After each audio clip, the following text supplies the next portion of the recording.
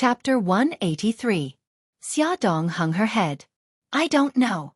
Let me think about it. Bailey Han firmly held her shoulders and said domineeringly, I won't give you another chance to escape. Do you know how heartbroken I was when you escaped 5 years ago? Although it was just a memory fragment, he remembered how he felt at that time. You remember now? He gritted his teeth. Idiot, that's not the point. The point is that I won't let go again. If I give you time to think about it, you'll only run away more and more. He, Bailey Han, had created his own business empire without relying on his family's concealment.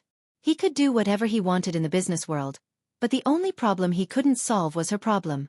A sense of defeat arose spontaneously, but more than that, he became braver and braver as he moved forward courageously. She bit her lip and kicked her toes, not daring to look him in the eye. He hugged her tightly in his arms and sighed silently. You coward. What am I going to do with you? She hung her head and remained silent. He rubbed his chin against her soft hair and whispered, Xia, I regret not investigating your background earlier. That way, you wouldn't have been alone for so long. Tears welled up in her eyes. You must have suffered a lot in the past few years, taking care of Xiaobao and Xiaoguai by yourself, right? He kissed her hair lovingly. There were tears in his eyes, and his voice was low and hoarse. Wifey, I'm sorry that I only found you now. A drop of cold tear fell on her head. Although she couldn't see it, she felt it. She slowly reached out and hugged his waist. His heart was as soft as the sea. He gently caressed her abdomen and whispered, Wifey, as long as you're back, it's okay if you don't dare to love me. You just have to stay where you are and wait for me to love you. She could no longer hold back her tears. After a long time, she said in a nasal voice, I'm very timid. I won't take that step easily, but once I do, I'll do it without hesitation. Even if the whole world opposes us, I won't back down. However, if you dare to betray me, I will immediately take the children and disappear without a trace, never to appear again. He held her face in his hands and looked into her tear-filled eyes. He said firmly and seriously, Xiaodong, from now on I will only love you. I will spoil you and love you. I will not lie to you. In my heart, you are the only one. Will you marry me? She smiled tearfully. Aren't we already married? He said helplessly. Can you not be such a killjoy? I'm proposing.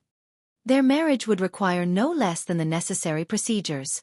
She felt wronged. But I didn't see the ring. Young Master Bailey, who had always been full of confidence and high spirits, blushed.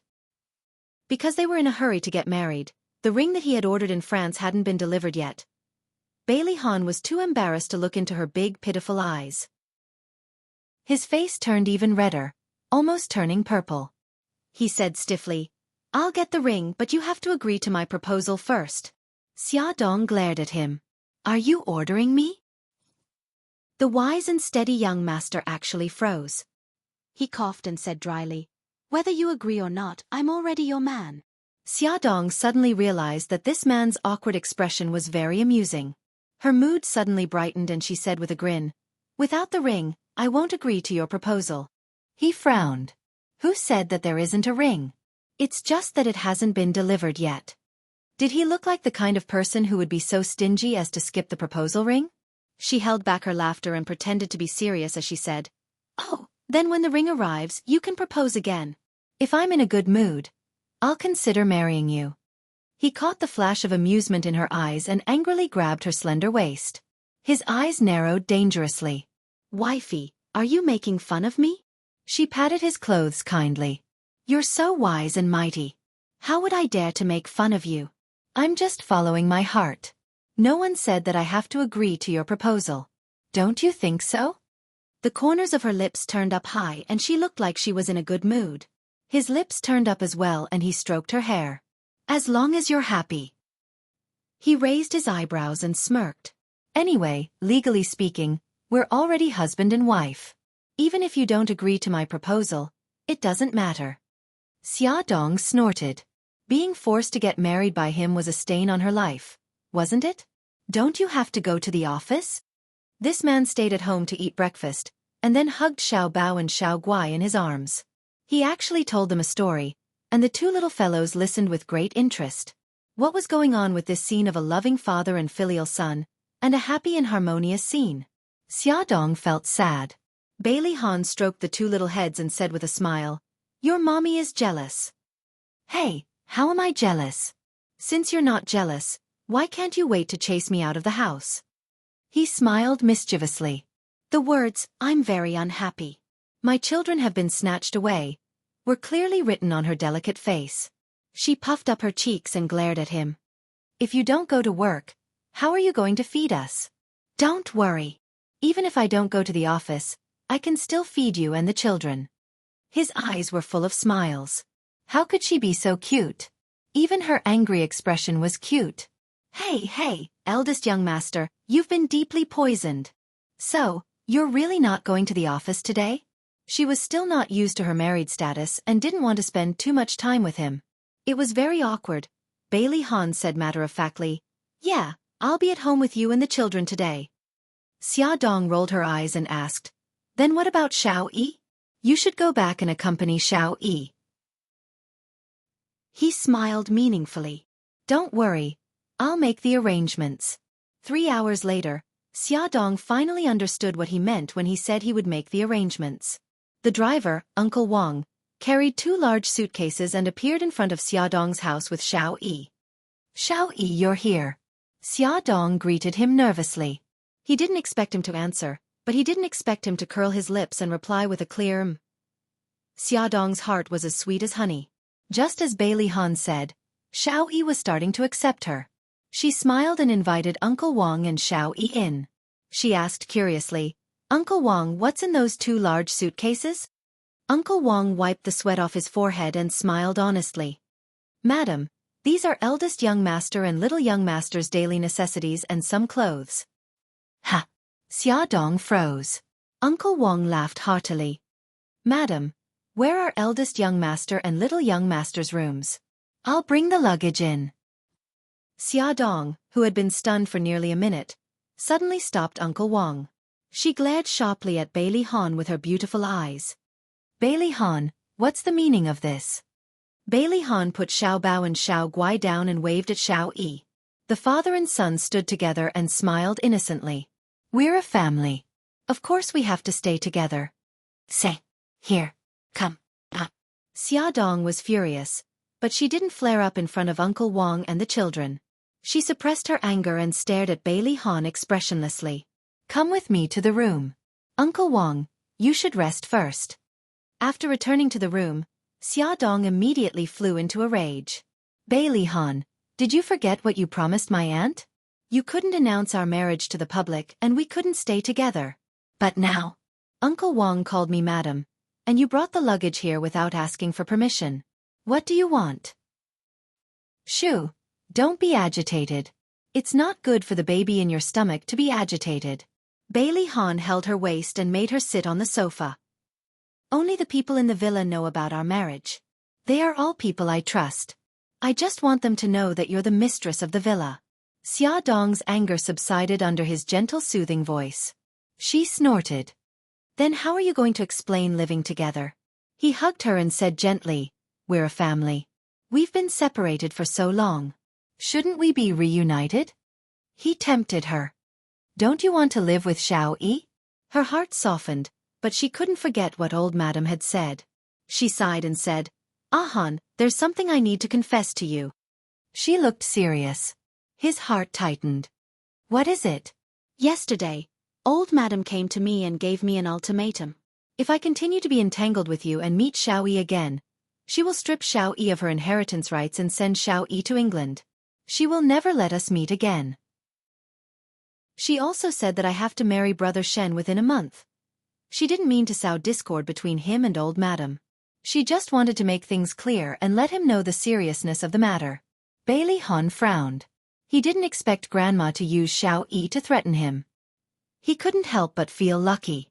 Fortunately, he had caught her and brought her to the Civil Affairs Bureau to register their marriage. Otherwise, she would have become Mika Kito's woman. He hugged her tightly. His dark eyes were as deep as the sea. "Don't be afraid. I'm here. I'll solve it." His chest was so broad that she couldn't help but lean against it. The future made her panic, But with him by her side, her heart miraculously calmed down. She smiled.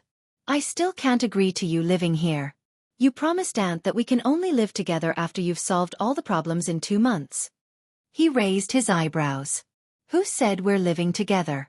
I'll sleep on the sofa in the living room and you'll sleep in the bedroom. We're obviously far apart. She glared at him.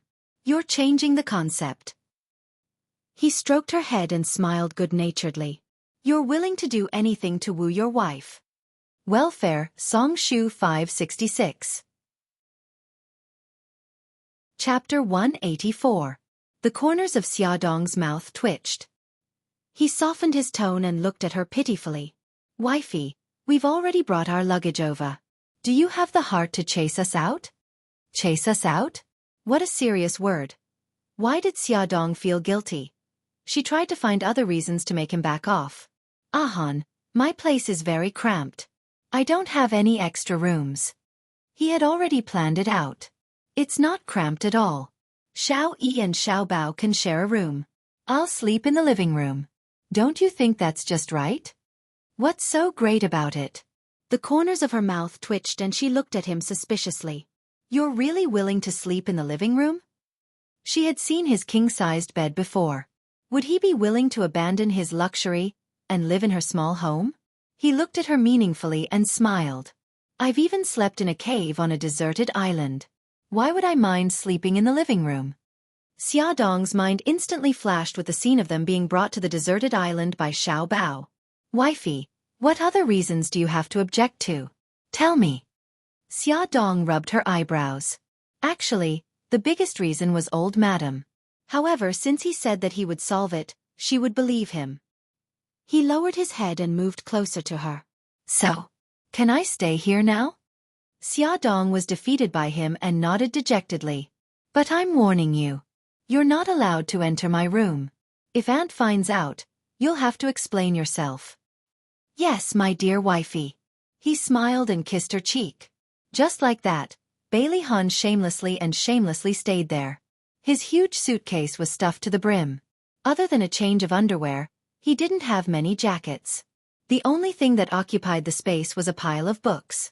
Xiaodong picked one up, and the corner of her mouth twitched. How to be a good father. She picked up another one, Sears Maternity Encyclopedia. She picked up another one, 280 Prenatal Education. She flipped through them again and again. They were all about pregnant women and their parents. When she picked up the last one, she almost vomited blood. The title was actually, Encyclopedia of Women's Lives. Just how much does this guy want to know about women? She took a step back and distanced herself from him. She looked him up and down with a strange expression, her eyes revealing her suspicion of him. Bailey Han coughed awkwardly. He just wanted to know more about her and the baby in her belly. He had already missed the triplets' pregnancy, and he didn't want to miss this baby's pregnancy. The more he knew, the better he could take care of them. She put his clothes in her wardrobe and looked at their clothes hanging side by side. It was a strange feeling, as if he had slowly become part of her life. His toiletries were also placed in the bathroom. He even deliberately put their toothbrushes together, with their toothbrushes facing the same direction. Their towels were also placed at the same level, and their skincare products were placed next to hers. He spared no effort to show his presence and invade her space. At first, she wasn't used to it, but after looking at it for a long time, she began to feel that the scene was very harmonious. In the afternoon, his assistant, Lu Zihao, came by with a stack of documents and a small box. Of course, Xiaodong didn't see anything. In the evening, Bailey Han took her and the children out for dinner. They found a restaurant with a good environment. When they arrived at the reserved room, Bailey Han didn't order for a long time. Xiaodong was curious, so he explained that there were guests coming. After waiting for a few more minutes, Xia Yun and Gao Mingyuan walked in under the guidance of the waiter. Bailey Han invited Xiaodong and Gao Mingyuan to order. The couple ordered a few dishes and said that it was enough. Bailey Han then ordered a few dishes that Xiaodong and the children liked to eat, then returned the menu to the waiter. After the dishes were all served, Bailey Han personally poured tea for Xiaodong and Gao Mingyuan. He stood up, raised his cup with both hands, and said politely, "Aunt, Uncle, I know that you two can't drink, so today, I'd like to propose a toast to you too. Thank you for all the hardships you've put in to raise Xiaodong, and thank you for all the care and love you've shown her all these years. You too treat Xiaodong like your own daughter, so I'm also your son-in-law. If I treat Xiaodong badly in the future, you don't have to be polite. Feel free to hit or scold me. Xiaodong didn't expect Bailey Han to say such words. She was happy and touched that he respected her family. Xia Yun originally gave Bailey Han 2 months of probation because she didn't completely trust him. She didn't expect him to be so sincere. He directly lowered his status and attitude in front of the old couple. She didn't want to make things difficult for him, so she reminded him to treat Xiaodong and the children well. Then, she drank the cup of tea. Gao Mingyuan thought further than Xia Yun. He casually mentioned Bailey's family, and Bailey Han immediately promised that he would persuade his family. Only then did Gao Mingyuan drink the cup of tea with satisfaction. After this meal, Xia Yun and her husband had a better impression of Bailey Han. They thought that he was a young master of a big family and didn't know how to take care of people. They didn't expect him to take care of everyone so well. One moment, he was boning fish for Xiao Bao, the next moment, he was pouring drinks for Xiao Guai, and the next moment, he was pouring soup for Xiaodong. From time to time, he even poured tea for the old couple. Although he was busy, his movements were very elegant. His every movement showed that he was well educated. Xia Yun and her husband secretly nodded. After the meal, Bailey Han invited Xia Yun and her husband to the side hall to rest. The side hall was beautifully decorated. It was filled with flowers and balloons. On the floor, there was a big heart shape made of red roses. The elegant sound of a violin came from somewhere. In front of his family, Bailey Han knelt on one knee in the heart-shaped rose. The 3 children excitedly huddled together. Daddy was asking for their hand in marriage. He was asking for their hand in marriage. Xiaodong was stunned. He, Bailey Han, was a high-spirited young master of a rich family. He was the CEO of a corporation. She really didn't expect him to kneel down and propose to her. She was at a loss as she watched him take out a red velvet box from his jacket pocket. When he opened it, a diamond-studded ring lay in the box. It shone charmingly under the light. Bailey Han looked into her eyes and said seriously, "Xiaodong, I, Bailey Han, will never propose to another woman in my life." He promised that in this life, he would only love her. From the time he treated her family to dinner without telling her, until now, when he proposed to her in front of her family, the emotions he brought to her continued to escalate. She bit her lip as tears glistened in her eyes. "Mommy, marry Daddy, marry Daddy." Xiao Guai's tender voice sounded. "Mom, don't hesitate anymore." Xiao Bao also encouraged her. The LCD wall-mounted TV in front of Xiaodong suddenly turned on. A line of words slowly appeared on the screen. "Wifey, will you marry me? I will protect you for the rest of my life. I love your hubby." This man was cold on the outside but passionate on the inside. Xiaodong covered her mouth as tears flowed down her face. She walked to his side and stretched out her finger. She smiled with tears in her eyes. "Hubby, help me put the ring on." "Okay." Bailey Han's eyes were full of smiles as he carefully put the ring on her finger. The 2 hugged each other tightly. Xia Yun couldn't help but wipe her tears. She really hoped that Bailey Han could solve all the problems so that their family of 5 could reunite sooner. On the way home, Xiaodong sat in the front passenger seat with Xiao Guai in her arms. Xiao Bao and Xiao Yi sat in the back. Probably because they were tired from playing, the children closed their eyes and took a nap. Xiao Guai fell asleep immediately.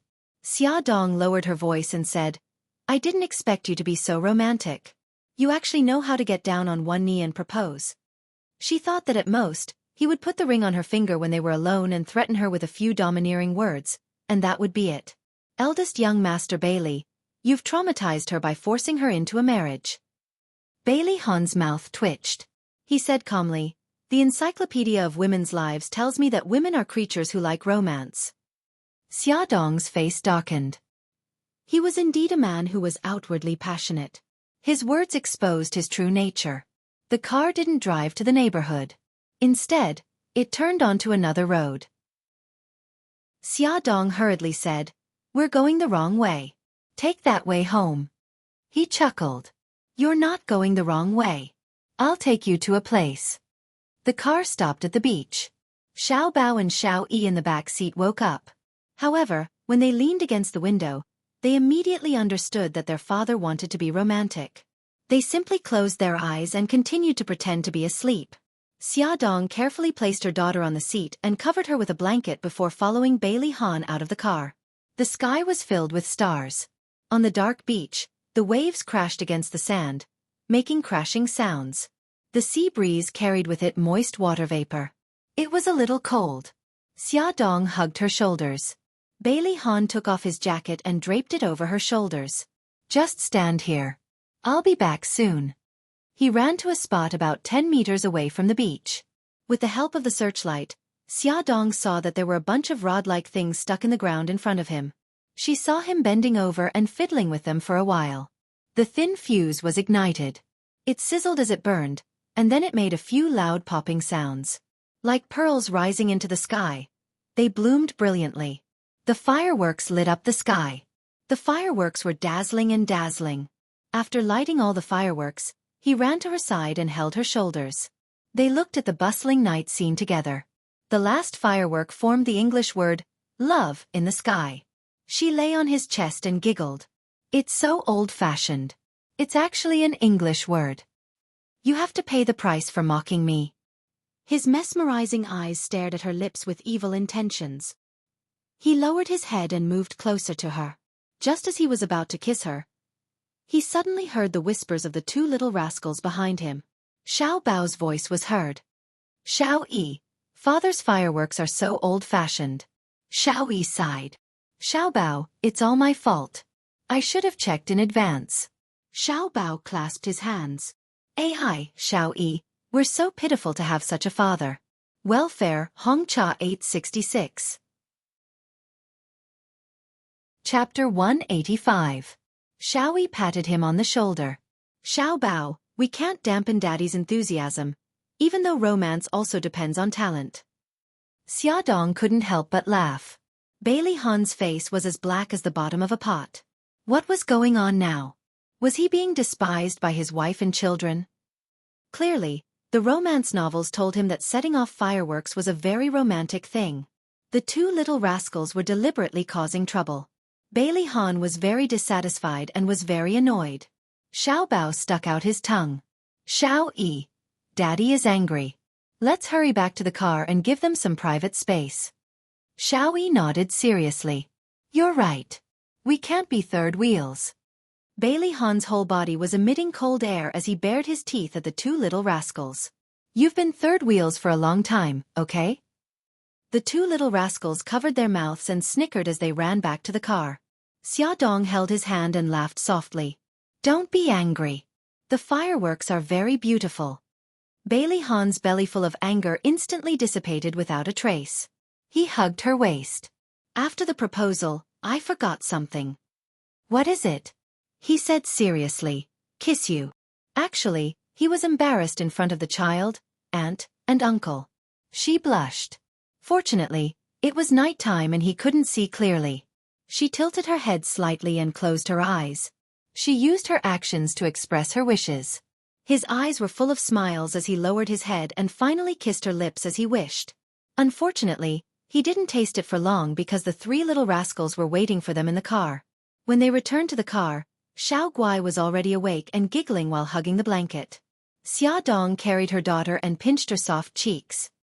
Gigai, what are you giggling about? Xiao Guai pointed at the beach outside the window. The fireworks are so beautiful. Our daughter knows what's good for her. Bailey Han patted Xiao Guai's little head. Honey, buckle up. I'm going to drive. When they returned home, it was already past 10 o'clock. Xia Dong took her daughter to the master bathroom to take a bath, while Bailey Han took his two sons to the bathroom outside. The three of them soaked in the bathtub together as Bailey Han rubbed the backs of the little rascals. The scene was very heartwarming. Xiao Yi felt that it was very novel. In the villa, she had never taken a bath with Daddy before. After Xia Dong and Xiao Guai finished showering, Xia Dong hugged her daughter and sat on the sofa, using a soft towel to wipe her hair. Every time she wiped her daughter's hair, she would feel a sharp pain in her heart when she saw tufts of hair falling off. Tonight was no exception. Although her movements were extremely gentle, A lot of hair still fell off. Suddenly, she heard Bailey Han's voice from the bathroom. "Wifey, help us get our clothes." "Oh, okay. Wait a minute." Xiaodong put down the towel and carried her daughter to the side. She went back to the room to find Xiao Bao and Xiao Yi's clothes. Then, she took Bailey Han's clothes from the closet and carried them to the bathroom door. She gently knocked on the door. "I'll put the clothes on the chair by the door." Just as she was about to pull a chair over, the bathroom door suddenly opened. Bailey Han was bare-chested with a towel wrapped around his waist as he stood in front of her just like that. She averted her gaze, not daring to look at him, and handed the clothes over. When the three of them were dressed and came out of the bathroom, Xiao Guai had already fallen asleep in her arms. Her body seemed to be getting worse. She was easily tired and sleepy. Xiaodong was very worried. She put her daughter back on the bed and carefully covered her with the blanket. When she got up, she saw Bailey Han standing at the door. His hair was still a little wet and his expression was a little serious. When she came closer, he said in a low voice, "Gigai's body is very weak. It's better to send her to the hospital as soon as possible." Xiaodong rubbed her eyebrows. "I plan to send Xiao Guai to the hospital after Xiao Yi and Xiao Bao start school. Then, I'll have more time to take care of her." There were still a few days before the kindergarten started school. Bailey Han put his arm around her shoulder and returned to her room. "You don't have to work so hard. Don't forget that you still have me. Honey, you have to learn to rely on your man." He stroked her long hair. The fragrance of her hair softened his heart. He said gently, "In the future, leave the matter of picking up the children to me. Xiao Guai will be taken care of by a professional nurse.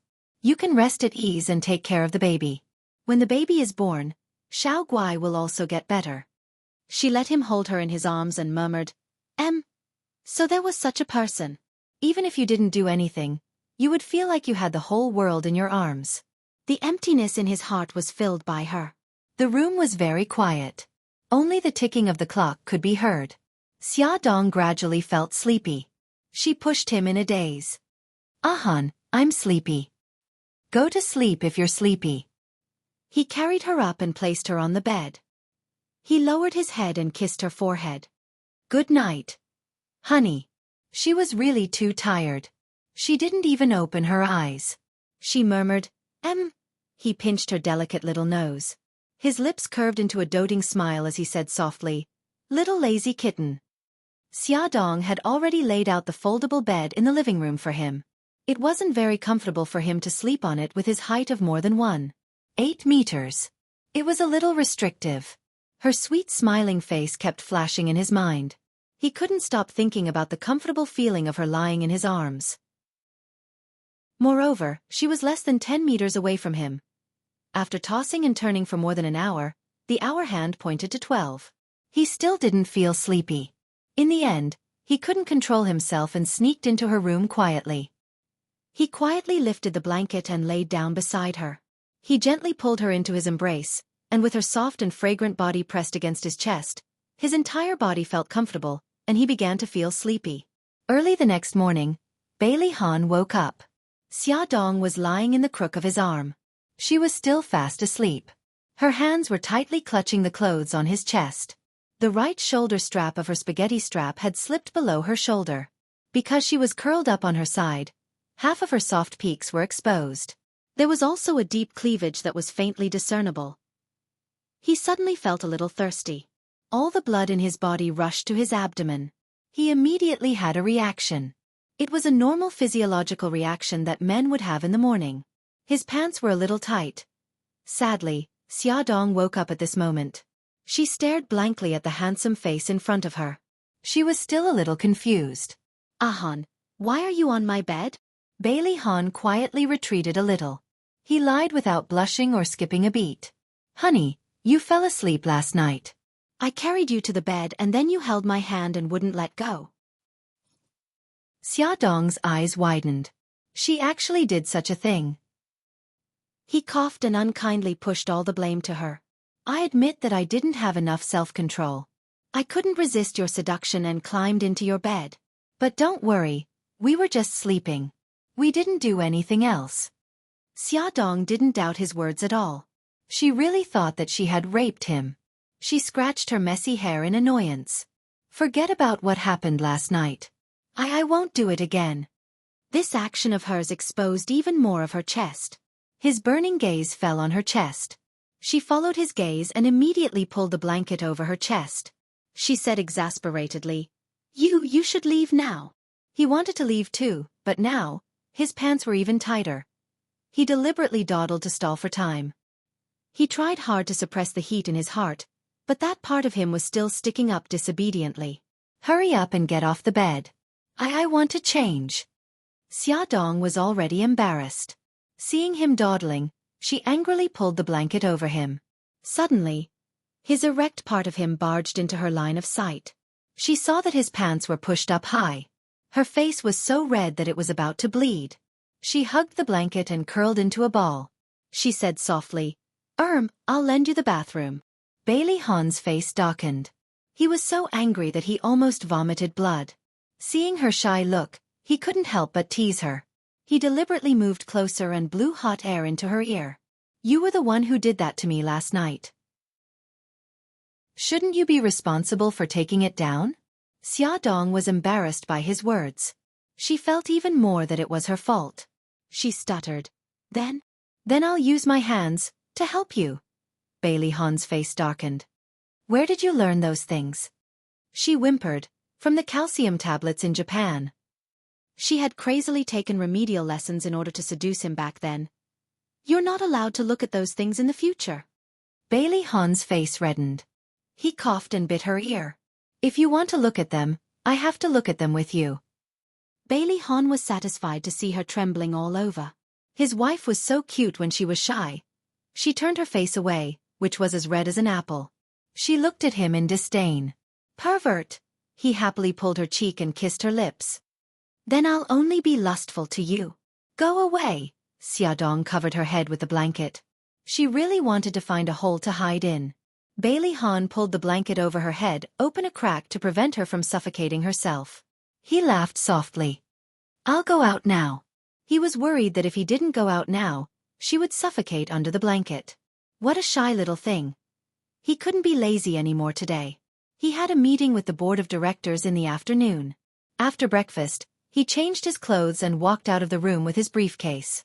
He was wearing a black suit and a white shirt. The simple style made him look elegant and handsome. He had a high nose bridge and a slightly hooked nose, adding a bit of coldness to his handsome face. His eyes were deep and wise. The morning sun shone through the window and shone on his body, softening the cold lines on his face. He looked at her with a smile on his lips. Wifey, help me with my tie. Add Xinwu 799. Chapter 186. Xiaodong smiled and took the tie from his hands.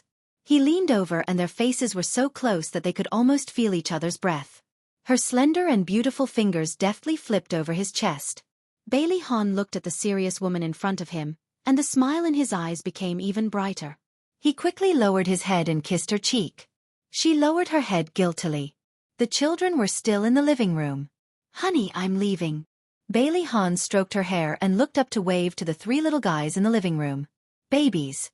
Daddy is going to the company. Gigai, stay at home and listen to Mommy. Got it, Daddy. If you don't leave now, you'll be late. Xiao Bao smiled mischievously. Aya, you're stupid. Daddy is the big boss. No one will ever say that he's late. Xiao Yi curled her lips. Wow, Daddy is so awesome. Xiao Guai's eyes sparkled. Bailey Han laughed. It felt so good to have a wife and children. After he went to the company, Xiaodong took care of the children at home. As school was about to start, she urged Xiao Yi and Xiao Bao to take out the summer homework left by the teacher. She wanted to check on the completion of the homework. Xiao Yi's homework was very neat and tidy. Her handwriting was also very beautiful. She did all the math correctly and didn't make any mistakes in her foreign language. The language teacher only left a few weekly notes and an essay. The essay's title was My Mother and Me. Xiaodong wanted to see the essay's content, but Xiao Yi snatched the homework from her hands with an unnatural blush on his little face. He raised his chin. You can't invade my privacy. Xiaodong raised her eyebrows in amusement. I just want to see if your essay is good. Humph, you can't see it anyway. He used so many words of praise in his essay. If she saw it, it would be embarrassing. She stroked his head. All right, I won't see it. What a pity. Although Xiaoyi didn't reject her, he refused to call her mommy. She really wanted to know how he would talk about her in his essay. Xiao Bao's homework was a mess because he hadn't done it yet. Xia Dong rubbed her forehead. Xiao Bao, school starts the day after tomorrow and you haven't done your homework yet. What's the meaning of this? Xiao Bao shrugged indifferently and glanced at Xiao Yi's neat pile of homework. He said disdainfully, "Those things are nothing to me. I can finish them in the afternoon." All right, you can start now. I'll check your progress tonight. If you can't finish it, I'll make fun of you for a month in the name of boasting. Xia Dong held his young shoulders and pressed him in front of the desk. Don't worry, I'll start now. Don't disturb me here, okay? The little guy had a terrible temper. In the afternoon, the driver, Uncle Wang, came with 2 large suitcases. One was filled with Xiao Yi's clothes and the other was, of course, Bailey Han's. Xia Dong took out their clothes from the suitcases and arranged them in the closet. It was already past 4 o'clock. She washed her hands and went to the kitchen to make some simple and delicious purple potato balls. She called the 3 children to the dining room to eat. Everyone was given a small portion to prevent them from being too full and refusing to eat dinner. After tea time, Xiao Bao returned to his room to continue working on his summer homework. Xiao Yi sat on the carpet with his little notebook and was fiddling with something. Xiao Guai lay beside him and watched, letting out a crisp laugh. Brother Yi, this is so fun. Xia Dong couldn't help but look up at the laptop screen. It turned out that he was playing a game. Gigai, do you want to play? I'll teach you. Xiao Yi now enjoyed the feeling of having siblings. Okay, Brother Yi. How about this? The 2 little guys leaned their heads against each other, whispering and laughing from time to time. The atmosphere was very warm and happy. However, they didn't know that a crisis was slowly approaching them. Hospital. It was past 9 o'clock at night and Su Xingchen was the only one left in the VIP ward. She was playing with her laptop out of boredom. Her face had gone through a second plastic surgery and the gauze on her face hadn't been removed. Under the light from the laptop screen, she looked a little creepy. Suddenly, there was a knock on the door. She thought it was the nurse, so she didn't raise her head and said impatiently, "Come in." She heard the crisp sound of footsteps and saw a tall figure standing in front of her bed. Su Xingchen felt that something was wrong. She raised her head and her eyes were filled with surprise. "Godfather, you finally come to see me." The person who came was her godfather. He was wearing a black trench coat and looked to be in his 40s, much younger than his actual age. He had a handsome face and there was a sense of calmness and experience between his brows. In his deep eyes, there was an imperceptible shrewdness. The corner of his lips hooked up and his smile was very gentle. "Baby, your mommy-daddy is watching over you in the hospital every day. It's not convenient for me to come and see you." "I know, Godfather. I don't blame you." Su Xingchen touched her face that was wrapped in gauze and said self-deprecatingly, "I've become ugly now. I'm worried that I'll scare you." Her godfather sat by her bed and put his arm around her shoulders. "Baby, don't talk nonsense. No matter what you become, Godfather won't be scared." "Then, Godfather, will you still love me?" She looked at him carefully. "Of course I will. Silly girl, don't forget that I'm your godfather." Her godfather rubbed her hair lovingly. He paused and asked in a low voice, "I had someone send you the antidote. Is it useful?" Su Xingchen nodded. "It's quite useful. When my drug addiction kicks in, it's not that painful anymore." A few days after she was disfigured and hospitalized, her godfather secretly sent someone to send her a bottle of antidote. He said that it could suppress the drug addiction in her body and let her take it when the drug addiction kicks in. "That's good. Baby, don't worry. Godfather won't let those who hurt you off." Her godfather's sharp eyes hid a cold, murderous aura. I believe in Godfather." Su Xingchen hugged his arm and acted coquettishly. "Godfather, did you come to see me today for something?" The smile on his godfather's face disappeared. "Baby, I have 2 news. One is good news and the other is bad news. Which one do you want to hear first?" Su Xingchen's fingers tightened. Let's hear the bad news first. Her godfather sighed. The bad news is that the man you like has already married Xiaodong. Su Xingchen burst into tears. Her godfather comforted her. Baby, don't be sad. There are many good men in the world. Godfather can help you find 10 or even 100 of them. Su Xingchen sobbed. Actually, I already knew that I had no hope. I lost my chastity and my face was disfigured. He definitely won't want me, but I'm still so sad. Godfather, I've liked Brother Han since I was very, very young. Her godfather patted her shoulder and comforted her. I know. Girl, don't cry, eh? She wiped her tears. Since I was young, Brother Han only had Su Yunqian in his eyes. He never looked at me more than a few times. When I grew up, he fell in love with Xiaodong. Godfather, tell me, how am I worse than them? You're not bad at all. You're better than them. It's Bailey Han who can't see how good you are. Girl, don't cry. Godfather will tell you a piece of good news.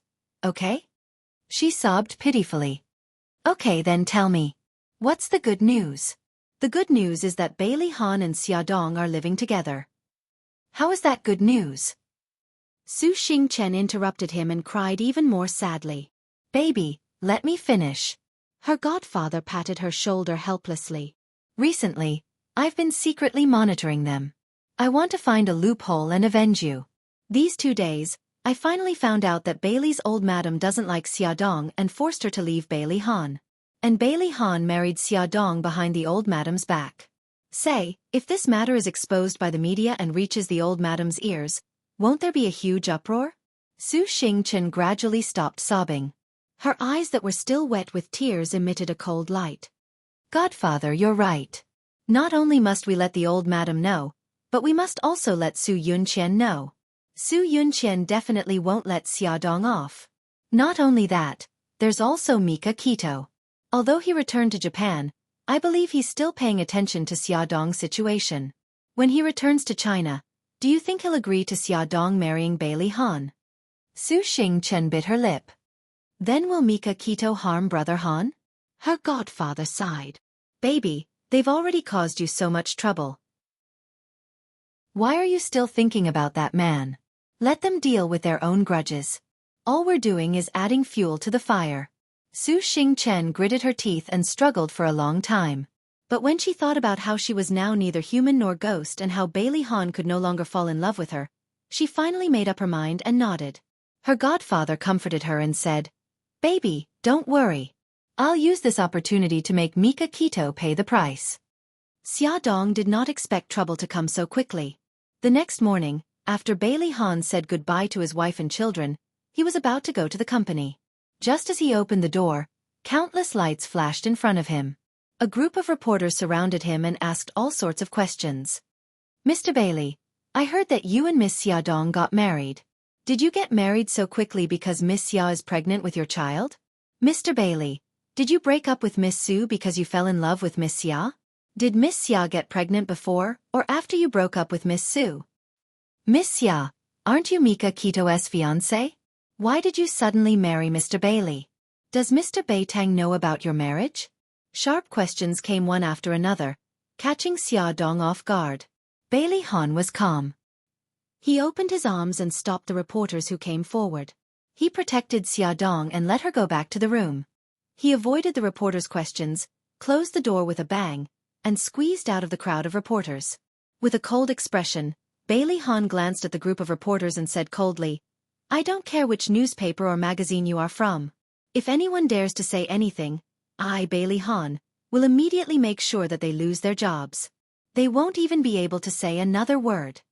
The reporters were stunned. They knew how powerful Bailey's family was, so naturally, they did not dare to confront him head-on. There were also a few who were not afraid of death and secretly recorded Bailey Han's threats. Of course, whether they were really not afraid of death, or if they had ulterior motives and pretended to be reporters, this was worth pondering. Bailey Han entered the elevator and called Xiaodong. He told her not to worry and that he would send people to deal with the group of reporters outside the door. Soon, 2 cold-faced men in black suits blocked the entrance of Xiaodong's apartment building.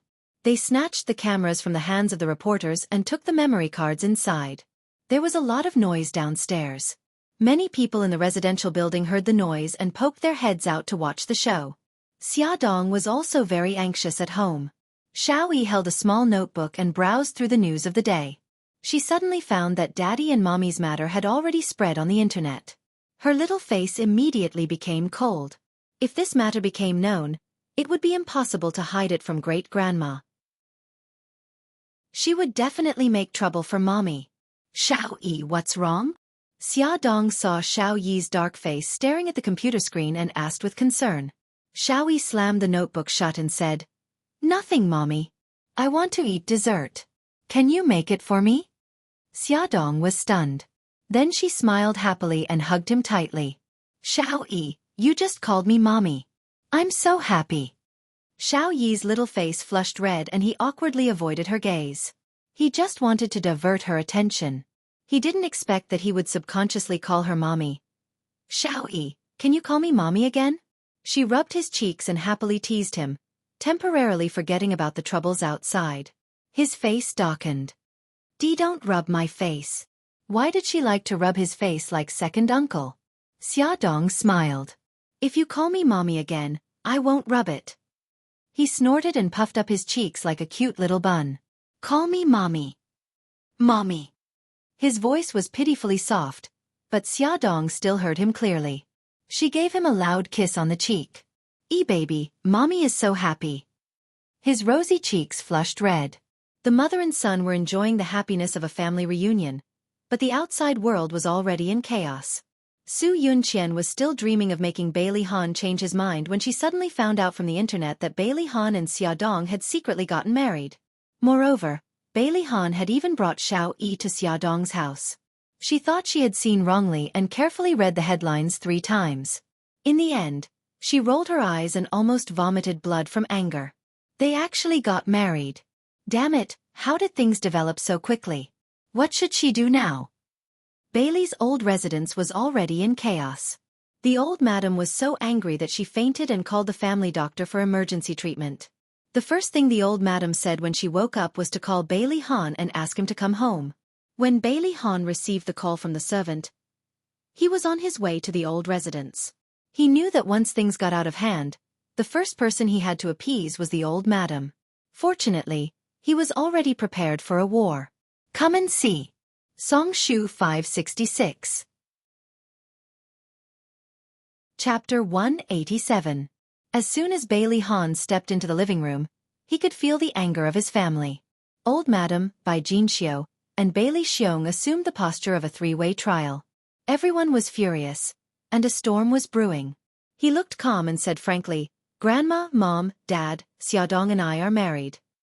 The old madam used her walking stick to poke the floor fiercely, her eyes burning with anger. "Bailey Han, you bastard. You hid such an important matter like your marriage from us. Do you still have us elders in your eyes?" Bailey Han said calmly, "I'm here to clarify this matter. Grandma, tell me first, why do you hate Xiaodong so much?" Old madam said angrily, "I won't allow you to marry Xiaodong, not only because I hate her, but also because she doesn't deserve to enter the Bailey family."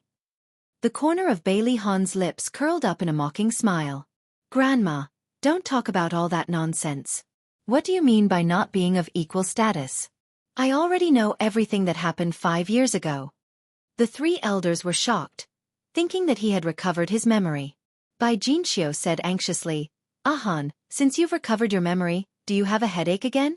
Do you feel uncomfortable anywhere?" Seeing his mother's anxiety, Bailey Han felt a little guilty. He said in a gentle tone, "Mom, I'm fine, and I didn't remember anything from the past.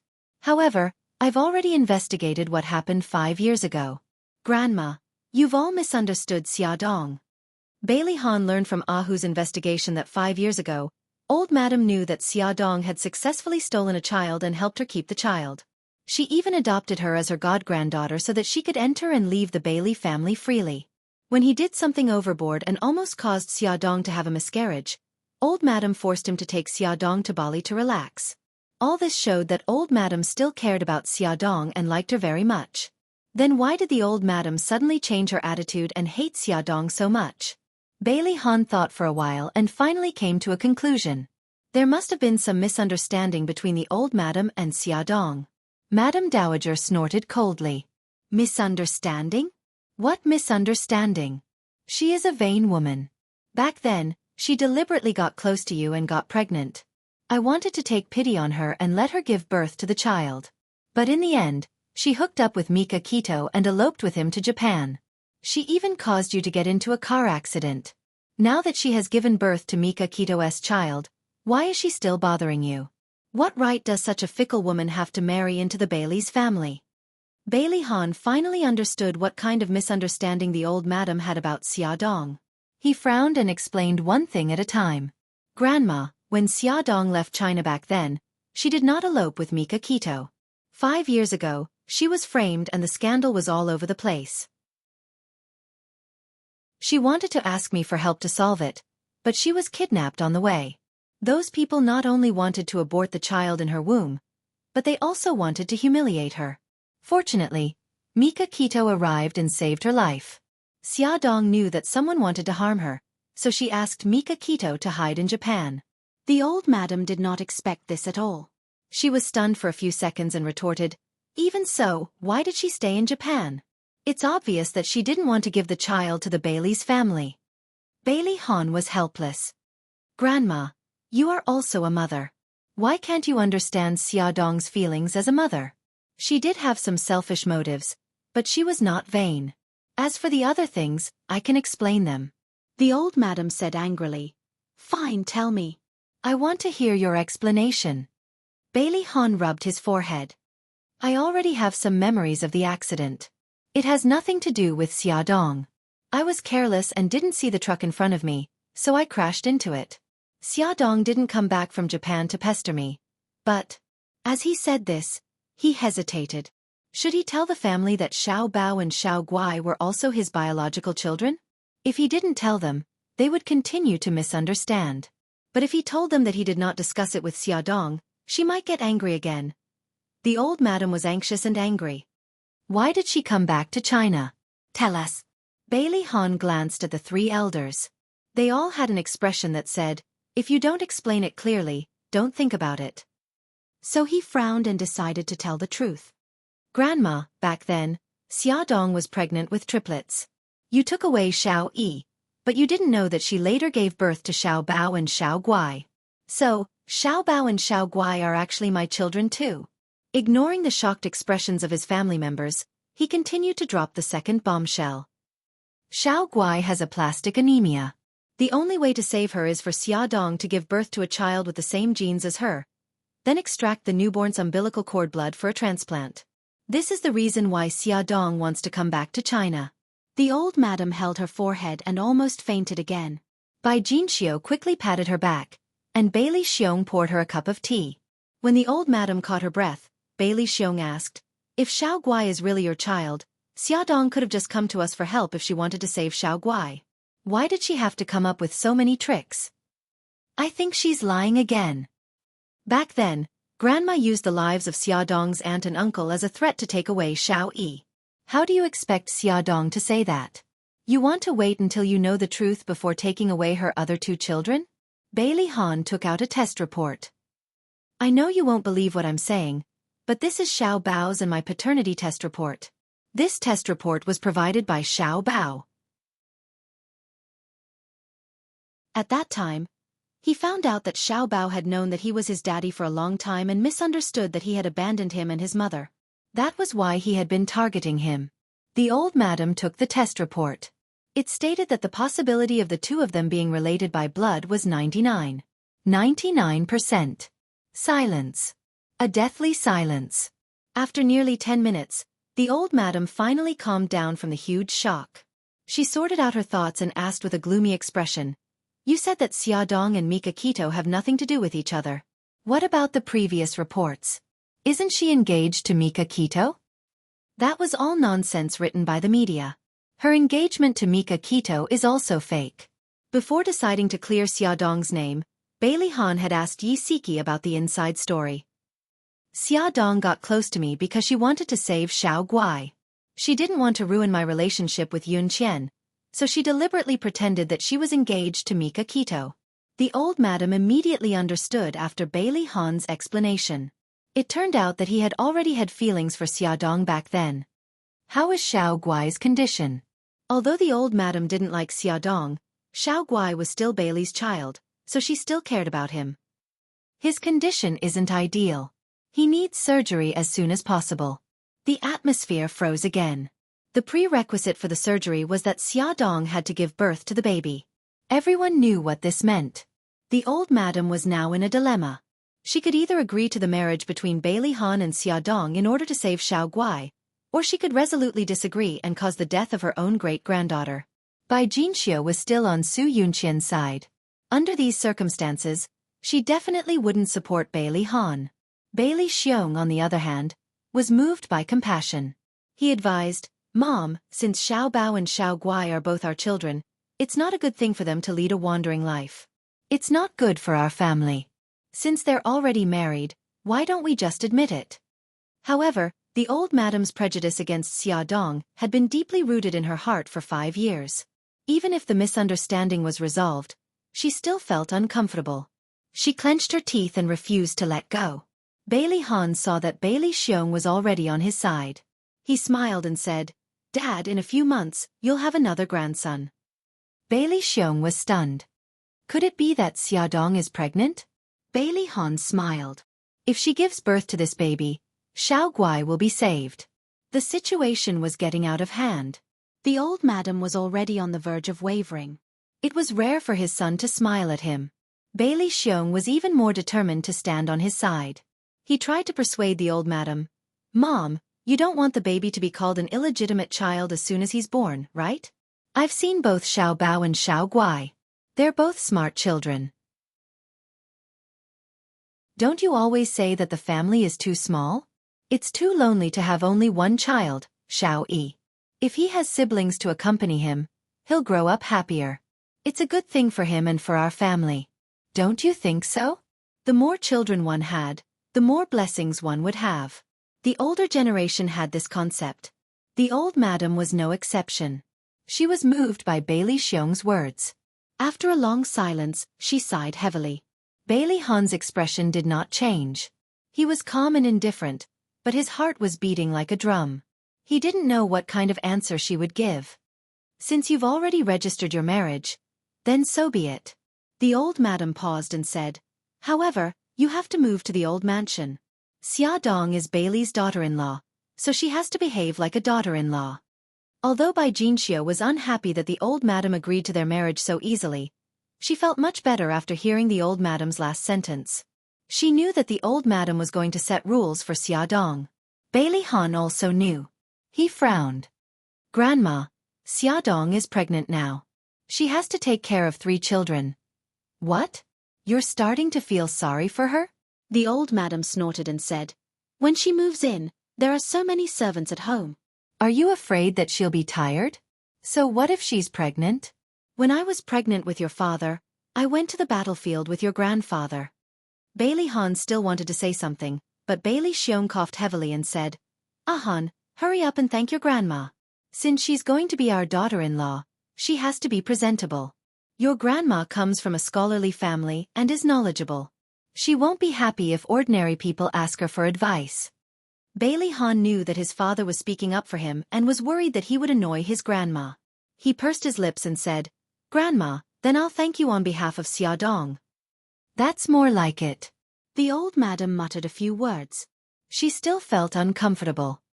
"Move in 2 days. Get rid of the rumors outside quickly. It's annoying to hear them." Bailey Han said faintly, "I'll take care of it." The Dragon Gang subordinates were not idle. Bailey Han had just walked out of the old mansion when Bao called to report the situation. "Eldest young master, 2 of the reporters who blocked Madam's door were impersonators from the underworld. They even recorded you threatening them and planned to release it to the public." Bailey Han got into the car and said coldly, "Who do they work for?" "Old K." "Isn't Old K dead? Why would the Flame Gang have the time to do this? They're probably being used." Those 2 said that someone gave them 100,000 yuan to gather the reporters and cause trouble at Madam's door. "Who's the mastermind behind this? Have you found out?" Bao couldn't help but wipe his sweat. No. It said that the other party used a public phone to contact them. They've never met. Bailey Han frowned. The first person he thought of was Su Xingchen, who had always been against Xia Dong. However, Su Xingchen was now disfigured and hospitalized. Moreover, the police were monitoring him from afar. He shouldn't act rashly. He was silent for a moment. Bao, check Godfather's whereabouts and see who he's been in contact with recently. In the last kidnapping case, Godfather had intentionally or unintentionally protected Su Xingchen. He had reason to believe that the relationship between Su Xingchen and Godfather was not simple. Yes. Check again. Shanghai Group's recent business rivals. It could also be a business rival that was unfavorable to him. Yes. Bailey Han didn't go to the office. He called Lu Zihao and gave him some instructions. Then, he drove directly to Xia Dong's place. He had something important to do now. When he went upstairs, he bumped into people who lived in the same building.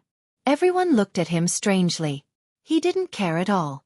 His expression was still cold. He pressed the doorbell. Xia Dong opened the door for him.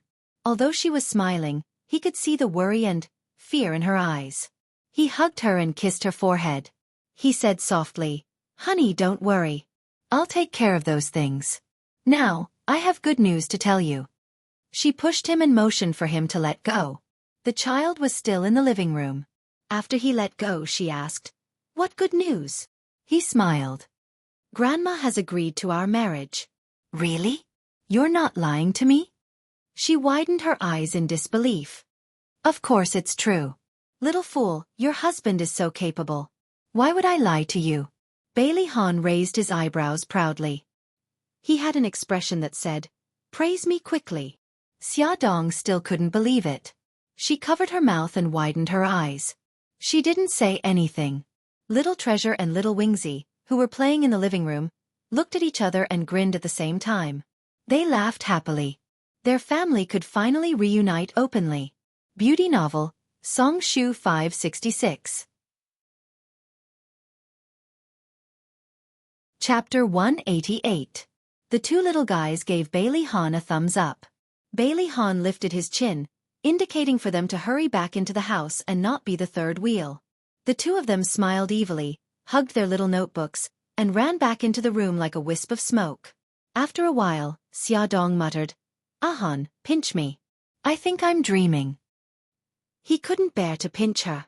His lips curled into a mischievous smile. He lowered his head and kissed her lips, telling her directly that she wasn't dreaming. When he let go of her, the two of them were already panting. She lay on his chest and asked foolishly, "Why would old madam accept me? I thought she hated me to death." He kissed her hair lovingly, and his voice was a little hoarse. "Silly, you should call her Grandma now. Grandma had some misunderstandings about you, and I've cleared up these misunderstandings. Of course, she has no reason to hate you anymore. Moreover, you've given birth to 3 precious children for our family. Dad, Mom, Grandpa, and Grandma want to accept you because of the children." Xia Dong was still in a daze. For a long while, she still felt that it was unreal.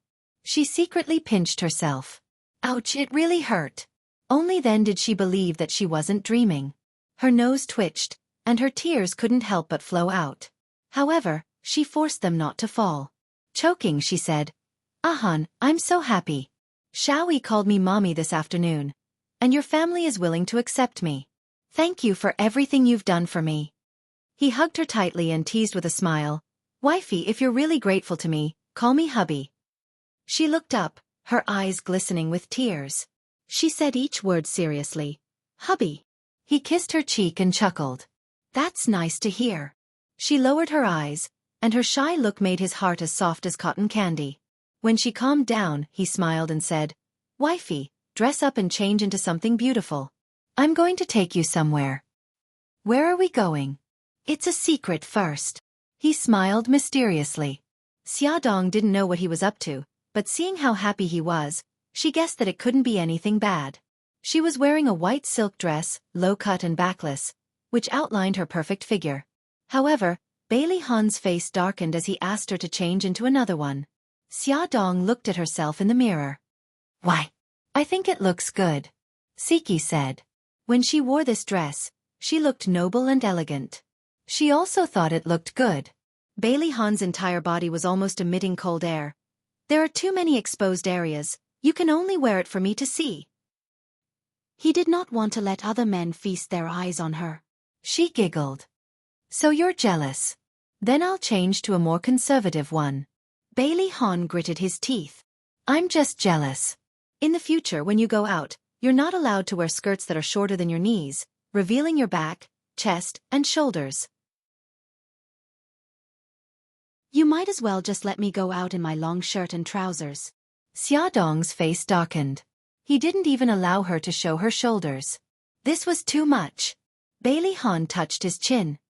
That's a good idea. Xiaodong vomited blood and walked out with her hands on the wall. Xiaodong took 2 or 3 dresses that she thought were more conservative and compared them to her body. Bailey Han shook his head and rejected them all. She was completely at her wits' end.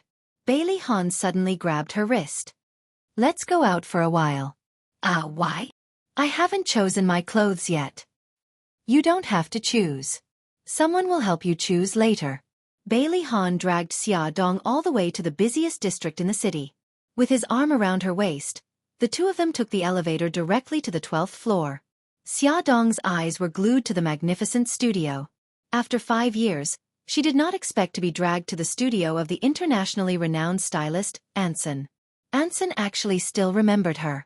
There was a gentle smile on his handsome face. Miss Xia, oh no, I should call you Mrs. Bailey now. I haven't seen you for 5 years and you've become even more charming. Anson, I didn't expect you to still remember me. You're still as charming as before. Xiaodong smiled as she reached out her hand and politely shook his hand. Bailey Han calmly put his arm around Xiaodong's shoulder and declared his ownership. Anson, help my wife style. The clothes can't be too revealing. They can't show her back, shoulders, or low cut. Young master, you're deliberately making things difficult for me. If she wanted to look beautiful now, how could she wrap herself so tightly? Bailey Han raised his eyebrows proudly. If you can't do it, I can find someone else. Anson held his forehead. Aren't you asking me to ruin my reputation? Forget it. I'll listen to you. Mrs. Bailey, this way please. Anson had a bitter smile on his face. Xiaodong actually felt like they were in the same boat. He sat down in the seat that Anson had designated and said sympathetically, Anson, I will remember your great kindness in my heart. Anson laughed heartily. He suddenly understood why Bailey Han liked this woman. She was beautiful, elegant, humorous, and witty. She exuded a mature charm that was no less than those female stars he had seen. An hour later, Xiaodong walked out of the fitting room with the help of Anson's assistant. She was wearing a champagne-colored silk V-neck dress. Fortunately, it wasn't a deep V-neck, which barely met Bailey Han's requirements. Her hair was tied up, which made the lines of her neck even more charming. Her waist was perfectly cinched, and her shoulders and waist were decorated with crystals and broken diamonds. The dress swayed and fell to the ground, which made her exude an elegant and ethereal temperament. Bailey Han noticed that she was wearing a platinum necklace around her neck. Although it wasn't shiny enough, it complemented the dress well. He had also changed his clothes. He was wearing a white suit with exquisite facial features. Under his sword-like eyebrows, the bridge of his nose was proud and handsome. He was God's perfect masterpiece. Everything was so similar to 5 years ago. The only difference was that they were now husband and wife. She looked at him and smiled lightly.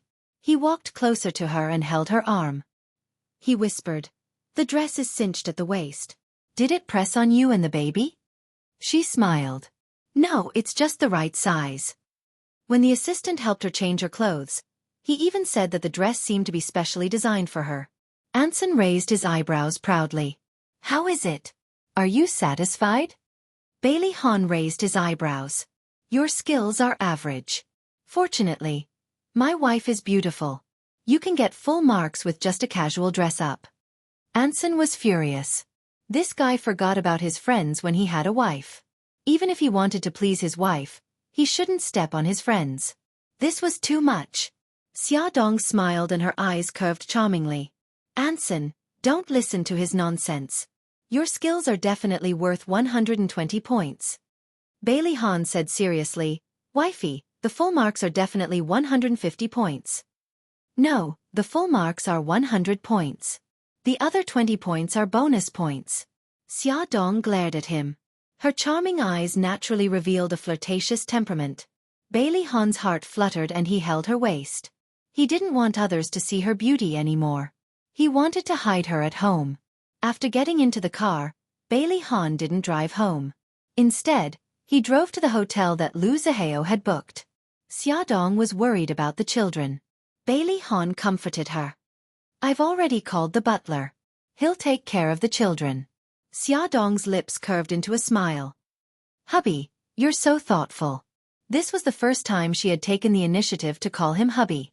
Her husband had pleased Bailey Han. Every pore on her body felt comfortable.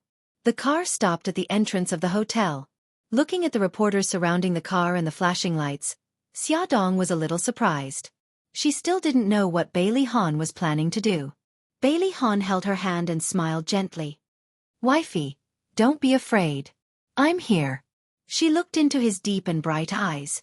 The uneasiness and nervousness in her heart gradually dissipated. She held his hand and smiled confidently.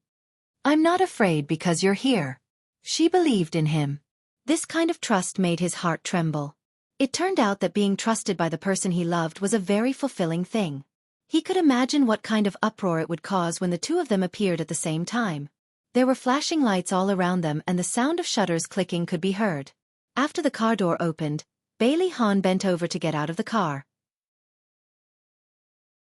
The reporters immediately crowded over and the bodyguard stepped forward to block them. Lu Zihao stood beside Bailey Han and faced the media. He smiled and said, "Friends from the media, please be patient. In 15 minutes, our CEO will hold a press conference in the banquet hall on the second floor of the hotel. Everyone, please enter first. If you have any questions, you can ask them later." The reporters were still unwilling to leave. It seemed that they wanted to wait for Xia Dong to come out. Bailey Han looked straight ahead and focused on the person in the car. "Wifey, are you ready?" Xia Dong nodded. She smiled and placed her hand in his palm. She elegantly and calmly walked out of the car. The sound of shutters was everywhere, but no one stepped forward to ask a question. Surrounded by the reporters, Xia Dong held onto Bailey Han's arm and walked elegantly and confidently into the press conference. Although this press conference was prepared under Bailey Han's urgent orders, the venue was not sloppy in the slightest. All the reporters from the major media outlets were invited to be present. As the host, Lu Zihao first expressed his gratitude to the reporters for being present. Then, he handed the right to speak to Bailey Han. Bailey Han glanced at the packed reporters below the stage. His handsome face was as cold as ever. He said calmly, "Thank you all for being here. Today, in front of the media, I will explain a few things. If you have any questions, you can ask after I'm done. As long as it is within reason, I will answer them one by one." The audience was very quiet. No one interrupted his speech. Bailey Han glanced at Xia Dong. He smiled and said, "Xia Dong and I fell in love 5 years ago. However, due to some misunderstanding, she left China for Japan. I had an accident and lost my memory. Just like that, we were separated for 5 years. It wasn't until recently that I found out the truth and got her back." At Hongcha 866. Chapter 189. Xia Dong looked at him with a hint of surprise in her eyes, but more than that, she was touched. She didn't expect him to explain their relationship in front of all the media. He paused for a moment before continuing, "Xia Dong is the legal wife of Bailey Han.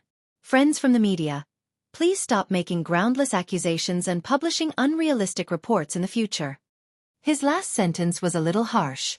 Someone felt offended and questioned loudly, "Mr. Bailey, since you said that Miss Xia and you are lovers, why is she engaged to Mr. Beitang?" Bailey Han replied expressionlessly, "My wife and Mika Kito are only foster siblings. Their engagement is a fake one. The purpose is to make me jealous." Not expecting the great CEO to answer so bluntly, the reporter who asked the question was stunned. He quickly asked, "Previously, there was news that Miss Xia's 2 children are also Mr. Beitang's. May I ask if this news is true?" Bailey Han's expression was serious. "Of course not. Xiao Bao, Xiao Guai and Xiao Yi are all my wife's children. The Bailey family also acknowledges their identities. Another person asked, Mr. Bailey, I'm very curious. Why did Miss Xia only appear 5 years later? Everyone was very curious. Since Xia Dong had given birth to Bailey Han's children, why did she wait 5 years before coming back to look for Bailey Han? Bailey Han's face darkened. This question was related to Xia Dong and the children's privacy, so he didn't want to answer. Just as he was about to open his mouth and refuse to answer, Xia Dong unexpectedly took the microphone. She looked at Bailey Han and gave him a reassuring smile. Then she faced the media and said, Let me answer this question. 5 years ago, there was a big misunderstanding between my husband and I. I left home and gave birth to the children. I didn't plan to come back, but I didn't expect our daughter to be seriously ill. I had no choice but to come back and ask him for help.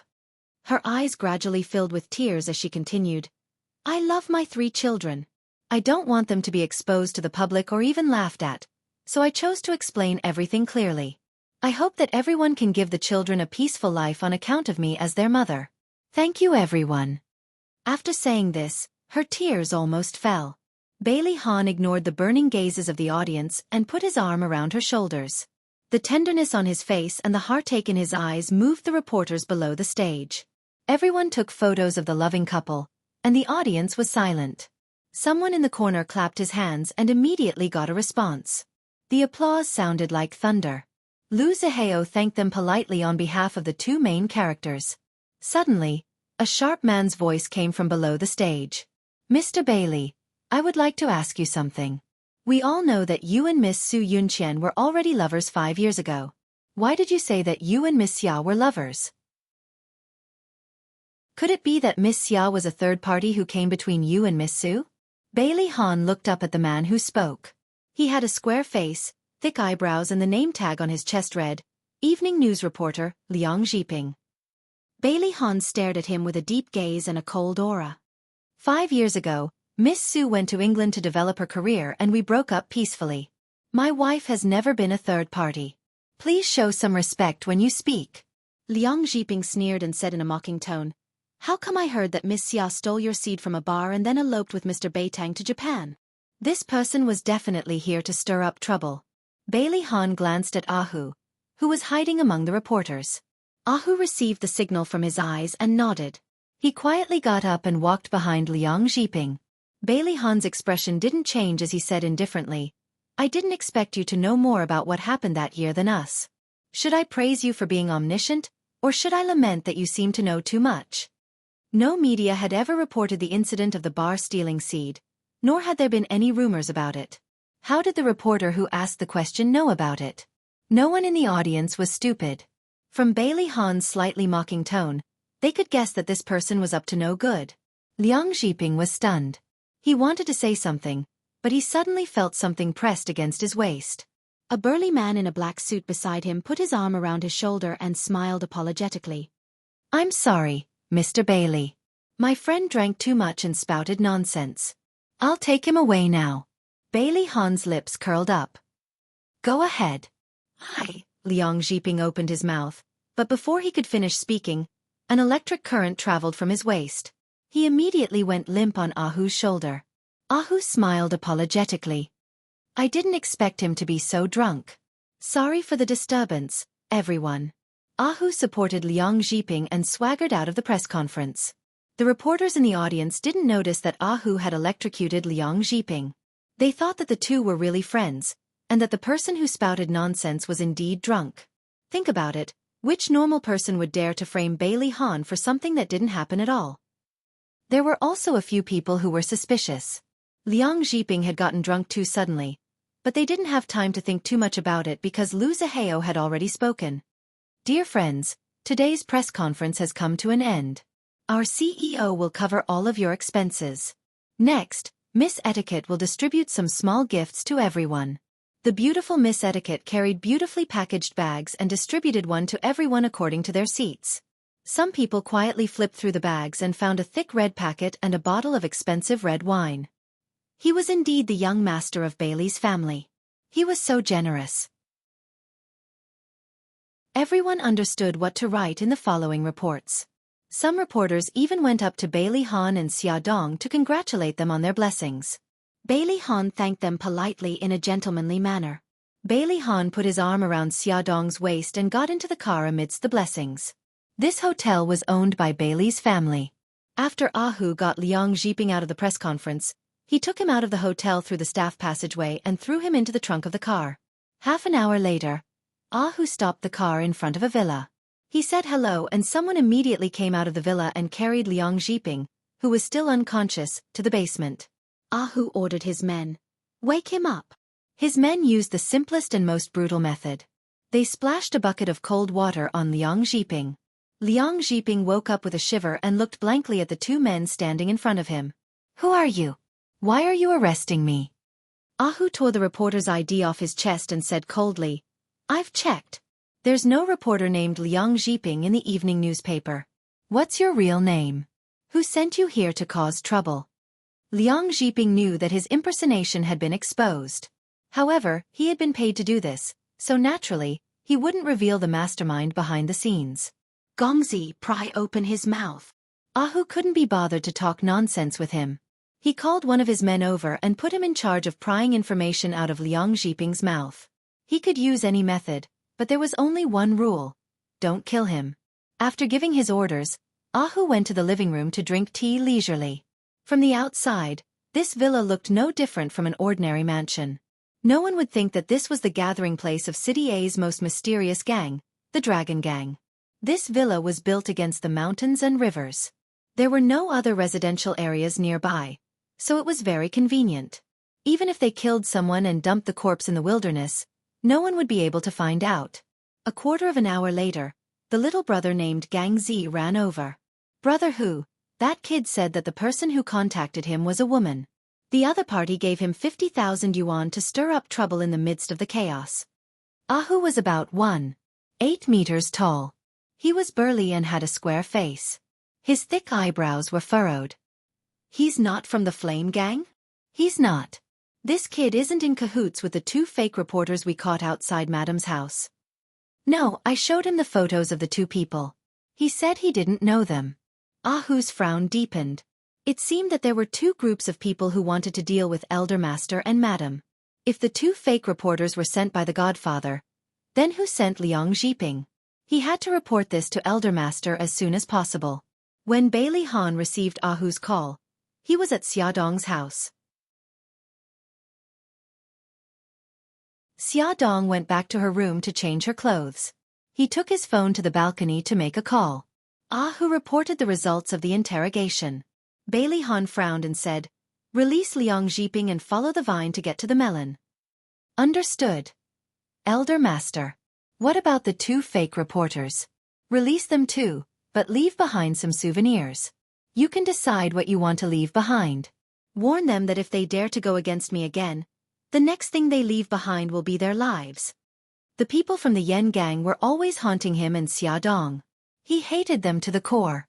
How could he not make a show of it? "Ahu, how's the investigation on the Godfather's whereabouts?" "We haven't found anything yet. We've asked many people, but none of them have seen the Godfather's face. We don't even know where he's staying. It'll take some time to find out more about him." Bailey Han's voice was cold. "Send 2 people to the hospital where Su Xingchen is.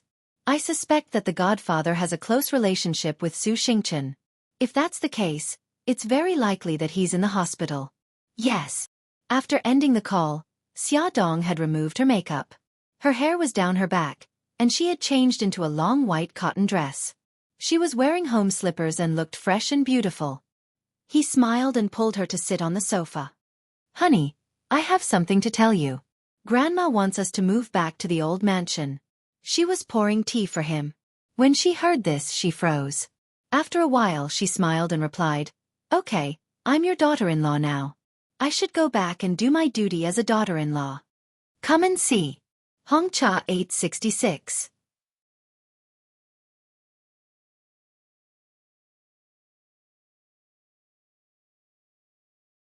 Chapter 190. Of course, Bailey Han could see that her smile was forced, and his heart ached. However, he hoped that she could get along well with her family. After all, Both sides were people he loved deeply. He hugged her in his arms and said gently, "Wifey, Dad, Mom, Grandpa, and Grandma are all my family. I hope that they can accept you. There might be some friction in the beginning, and even some unpleasant things might happen. For me and the child, persevere, okay?"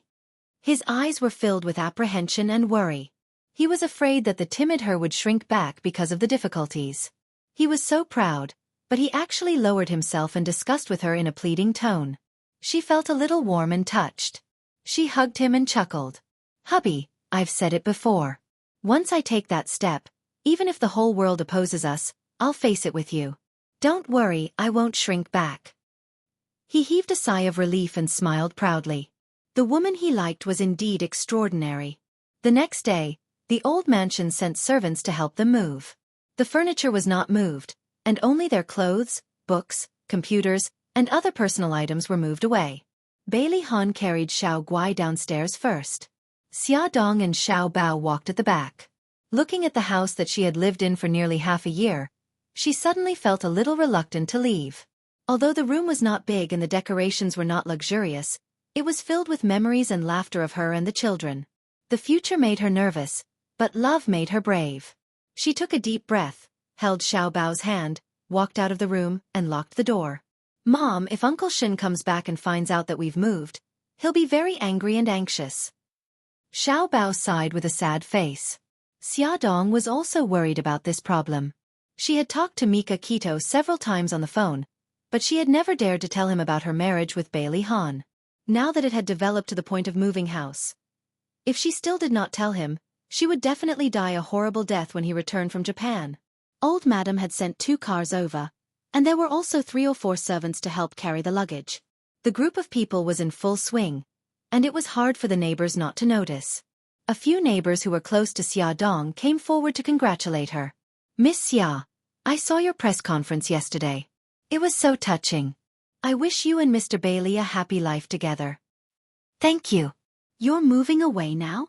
Come back when you're free." "All right, Sister Wang. Thank you for your care in the past. What are you talking about? Take care. Let's keep in touch." By the time they were in the car, the kind-hearted neighbors were still waving goodbye, and they moved out in a hubbub. "What are you thinking about? Are you reluctant to leave?" Bailey Han found that his wife was a little unhappy after getting into the car. Xia Dong smiled embarrassedly. "It's nothing. I'm just a little troubled." He held her hand. "What are you troubled about? Tell me. Maybe I can help you solve it." She smiled bitterly. "I haven't told Brother Shen about our marriage. Now that I'm moving, I don't know how to tell him. But if I don't tell him, he'll be even angrier when he finds out about it when he returns to China." Bailey Han thought for a moment and said, "Let's tell him now. If you don't want to tell him, I'll tell him." "It's okay. I'll do it myself." If Bailey Han told him, he would be even angrier. Bailey Han kindly suggested, "Do you want to call him now?" "It's not very convenient." "It's convenient. I'll pretend that I didn't hear anything." Actually, there was only one reason why young Master Gu had urged Xia Dong to call him now. He wanted to eavesdrop on them so that they wouldn't say anything that went beyond friendship. Xia Dong thought for a moment. The people in the car were all her family members, so it would be convenient for them to talk. When she moved to the old mansion, she would feel very insecure. If they found out that she was in contact with Mika Kito, she wondered if they would gossip. "Okay then. I'll call him now." Xia Dong dialed Mika Kito's number. It was a little noisy on his end. She could even hear the sound of flight announcements. After the call went through, there was no sound on the other end for a long time. She held the phone nervously and said, "Brother Shen, I have something to tell you." Mika Kito's voice was very cold. He was suppressing his extreme anger. "You don't have to say it. I know everything. You're married to Bailey Han, aren't you?" She opened her mouth. After a while, she found her voice. "Yes, you. How did you know? Do you think Lu Xing and Suzaku are idiots?" Bailey Han moved to Xia Dong's house for no reason. Immediately after that, a large number of reporters swarmed her house. Lu Xing and Suzaku had reported this to him. He followed the domestic newspapers and quickly found out about her marriage to Bailey Han. He also saw their press conference yesterday. Mika Kito's anger had reached its peak and was about to burst out. He suppressed his anger and shouted, "I've been waiting for your call and your explanation." But you only informed me when you moved. Xiaodong, am I so unimportant in your heart? No, Brother Shin. I just didn't know how to tell you. Xiaodong was so anxious that she was about to cry. Brother Shin, I'm sorry. I didn't do it on purpose. I'm at the airport now. I'll be in a city in a few hours. We'll talk then. Mika Kito did not wait for her to reply and hung up the phone. He gritted his teeth in hatred. His handsome face was a little distorted. The accompanying staff were shocked by the burst of anger from all over his body. They followed carefully, afraid that if they were not careful, they would be unlucky and not even know how they died. The matter in Japan had not been settled, but his wife had been snatched away. He was not in the mood to stay in Japan, so he booked an early flight back to a city. Bailey Han patted Xiaodong's shoulder. Don't be sad. Wait for him to come back. Then you can talk things out. Xiaodong wiped the corners of her eyes, afraid that he would misunderstand. Brother Shen was the one who saved me during my most difficult time. He brought me to Japan and helped me establish a foothold there. I'm very grateful to him and have always treated him as my brother. He kissed her hair. I understand.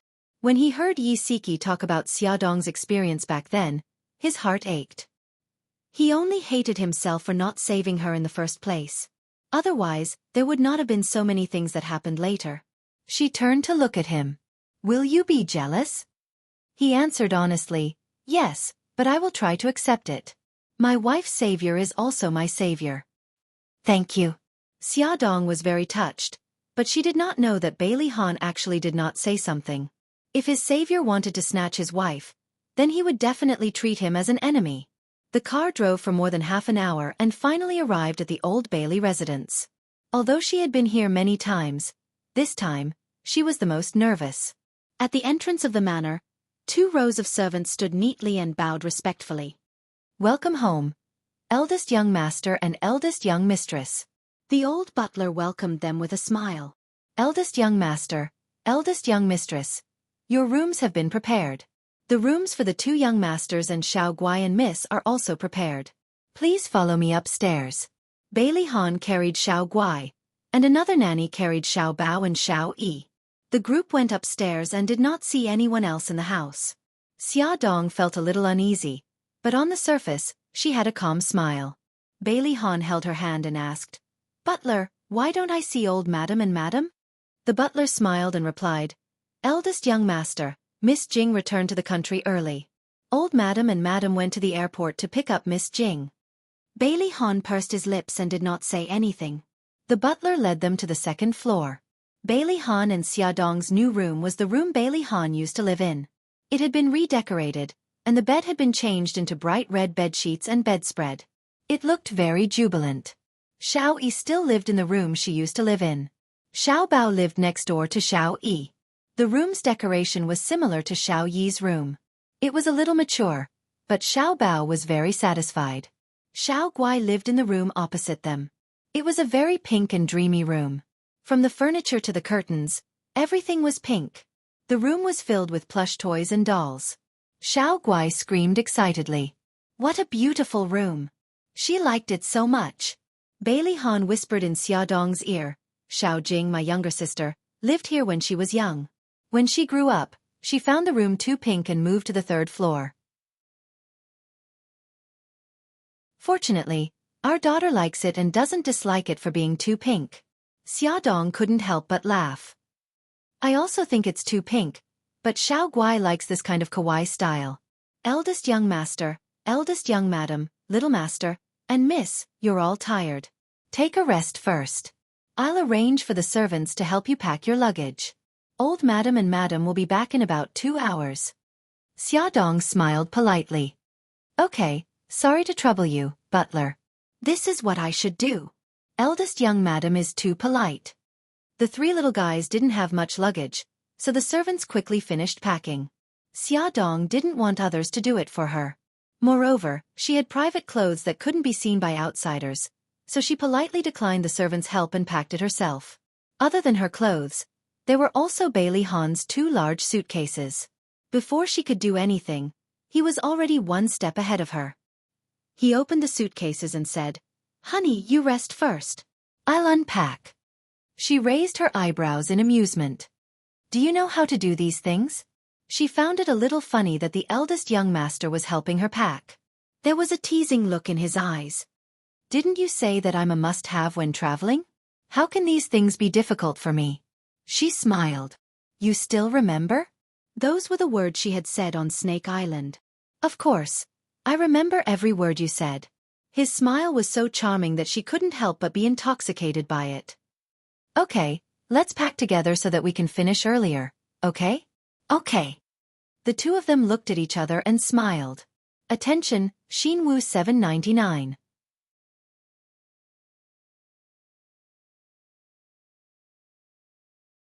Chapter 191. After unpacking their luggage, Bailey Han accompanied Xiaodong, Xiaobao, and Xiao Yi to the kindergarten to register. The 2 little guys were promoted to the kindergarten class. They were both wearing white suits with the same hairstyle and holding their chins proudly.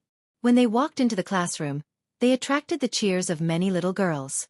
The children sat in front of the classroom while their parents sat in the back. The homeroom teacher talked about some matters and things to take note of at the start of the school year. The teaching assistant gave the students new textbooks, and then everyone could take their books home. Classes would officially start tomorrow. When they returned to the old mansion, the butler said that Old Madam and Old Madam had already returned and were resting upstairs. Miss Jing did not come back with them. It was said that she received a phone call on the way back and hurriedly got out of the car to hail a taxi. No one knew where she went. Bailey Han explained to Xiaodong, "Xiao Jing is like this. She does things in a hurry and does whatever she wants. When she comes back, I'll introduce you to her. You'll like her." "Okay." Xiaodong smiled. "Let's go upstairs and see Grandma and Mom." Bailey Han lowered his head and looked at her abdomen. "Change into a pair of shoes first. You must be tired after walking for so long." Although the heels on her feet were not high, they were not as comfortable as flat shoes. "Okay." Xiaodong went back to her room to change into a pair of shoes and a pink dress. After all, they were still newlyweds. If she dressed too simply, the elderly might not like it. Bailey Han held her hand and knocked on the door of Old Madam's room. Old Master was lying on a rattan chair with his eyes slightly closed. Old Madam was sitting beside him, wearing reading glasses and holding a book. She was softly reading a poem by Pushkin. The sunlight quietly shone in through the window and spread on the floor. In the blue and white porcelain vase by the windowsill, 2 red roses quietly bloomed. The years were peaceful and elegant. Xiaodong and Bailey Han did not say anything to break the silence. "The cold of winter is fast, and will visit the woods and fields. The blazing fire will soon light up the smoky cottage. And I will not see this charming Xiao girl alone in her house, grieving in secret, like an oriole in a cage, and thinking only of my Natasha. And constantly thinking of Natasha." Old Madam's gentle voice had a touch of sadness. Perhaps she was also reminiscing about the years that had passed. After reading the poem aloud, she closed the book and placed it on the table beside her. She turned to look at the 2 standing at the door and said mildly, "You're back. Grandma, Xiaxia and I are here to see you." Bailey Han put his arm around Xiaxia's waist and walked to the old lady. "Sit down." Old Madam's expression was still indifferent, as if she did not care about Xiaodong at all. As a first-time daughter-in-law, Xiaodong did not know how to get along with her in-laws' elders. She thought for a moment and said with a smile, "Grandma, what do you and Grandpa want to eat for lunch?"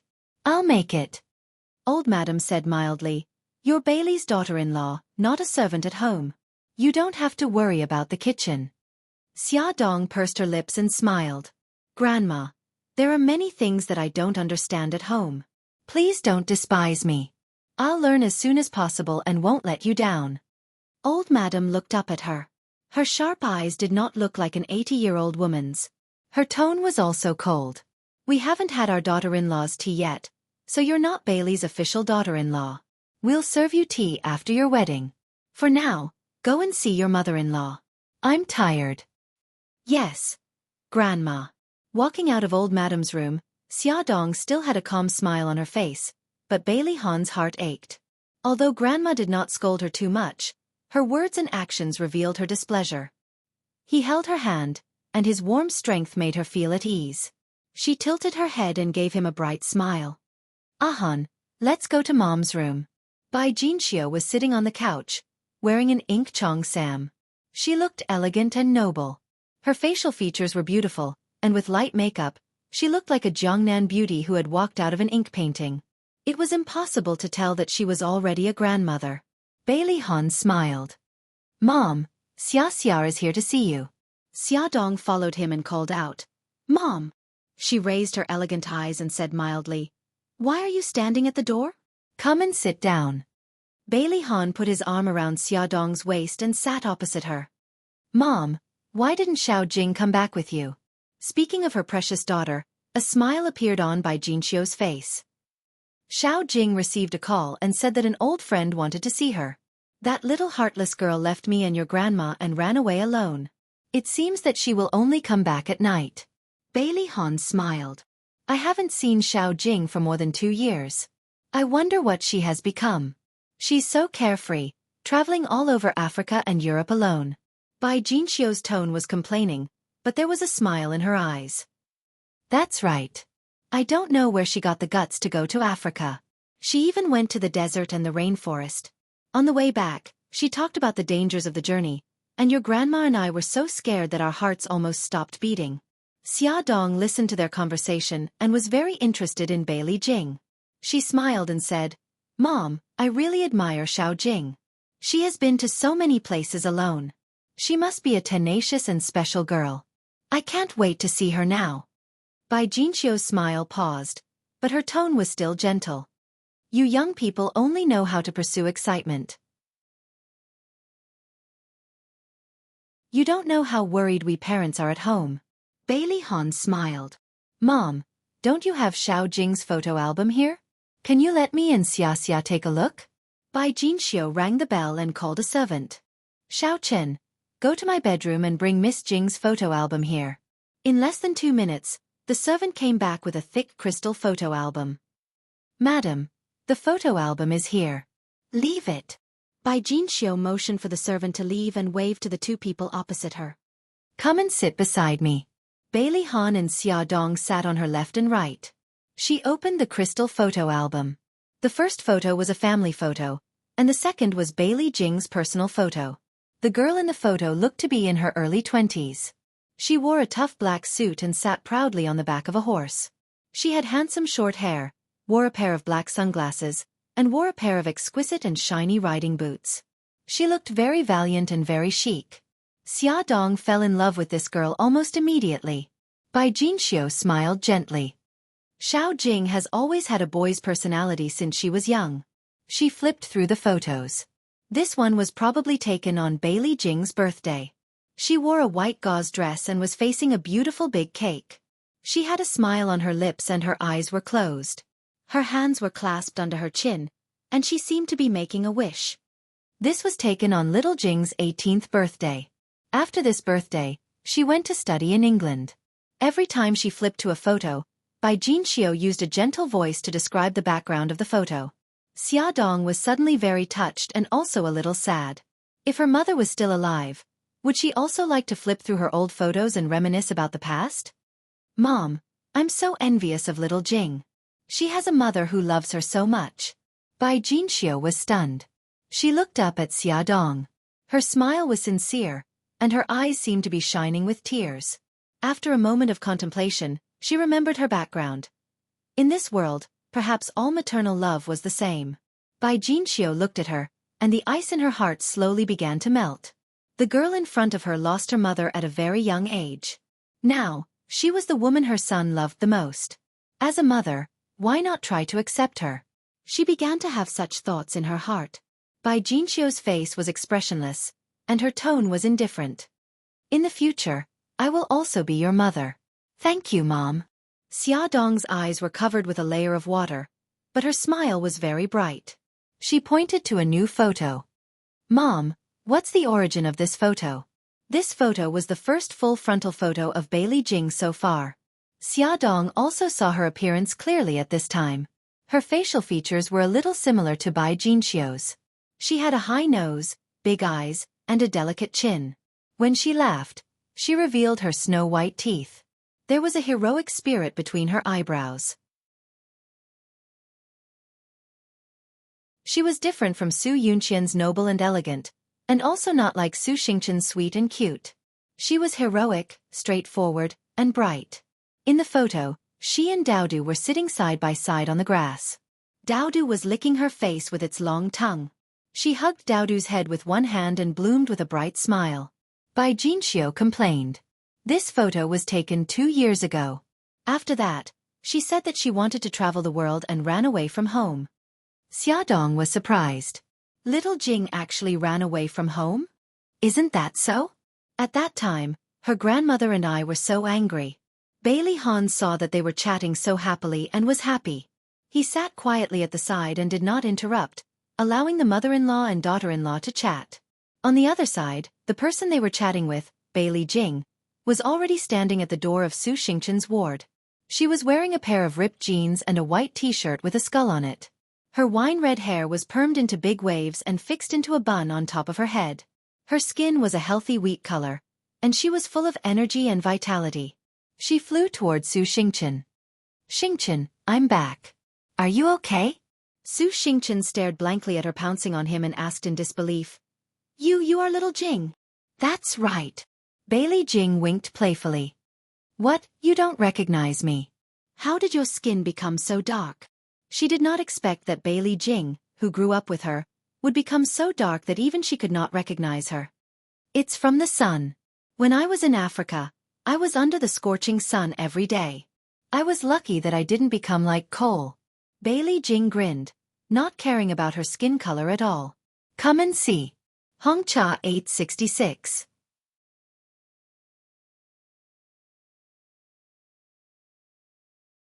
Chapter 192. "Xingqian, what happened to you? Why is your face wrapped in gauze?" Bailey Jing was on her way home when she received a call from Su Xingqian. Hearing that she was hospitalized, she immediately abandoned her family and rushed over. Su Xingqian's eyes welled up with tears. "Little Jing, I'm disfigured." "Disfigured? No way, it's so serious." Bailey Jing pulled out a tissue and carefully wiped her face. "Xingqian, tell me what happened." Su Xingqian sobbed, crying very sadly. As he cried, he shook his head, but he didn't say anything. Bailey Jing was so anxious that she stomped her feet, and her heart ached. All right, Xingqian, don't cry. Once you cry, my heart will be in chaos." When Bailey Jing was young, she often played with Su Xingqian and Bailey Fei Yan. Both of them were delicate girls. Every time they cried, she couldn't do anything to them. No matter what conditions they put forward, she would comply. Because of this, she was often scolded by her eldest brother and second brother, calling her a pig-head. Woo-woo, hearing her say this, Su Xingqian cried even harder, crying as hard as he could. The more chaotic her heart was, the better. Bailey Jing was at a loss. Just like when she was young, she gently coaxed, "Be good, don't cry. If there's a problem, tell me and we'll slowly solve it, okay?" Su Xingqian saw that it was about time and sobbed, "Little Jing, my face was disfigured by acid. Even if I do plastic surgery, there's no way to restore my previous appearance." Bailey Jing's heart ached. "How did your face get splashed with acid? Who wants to harm you?"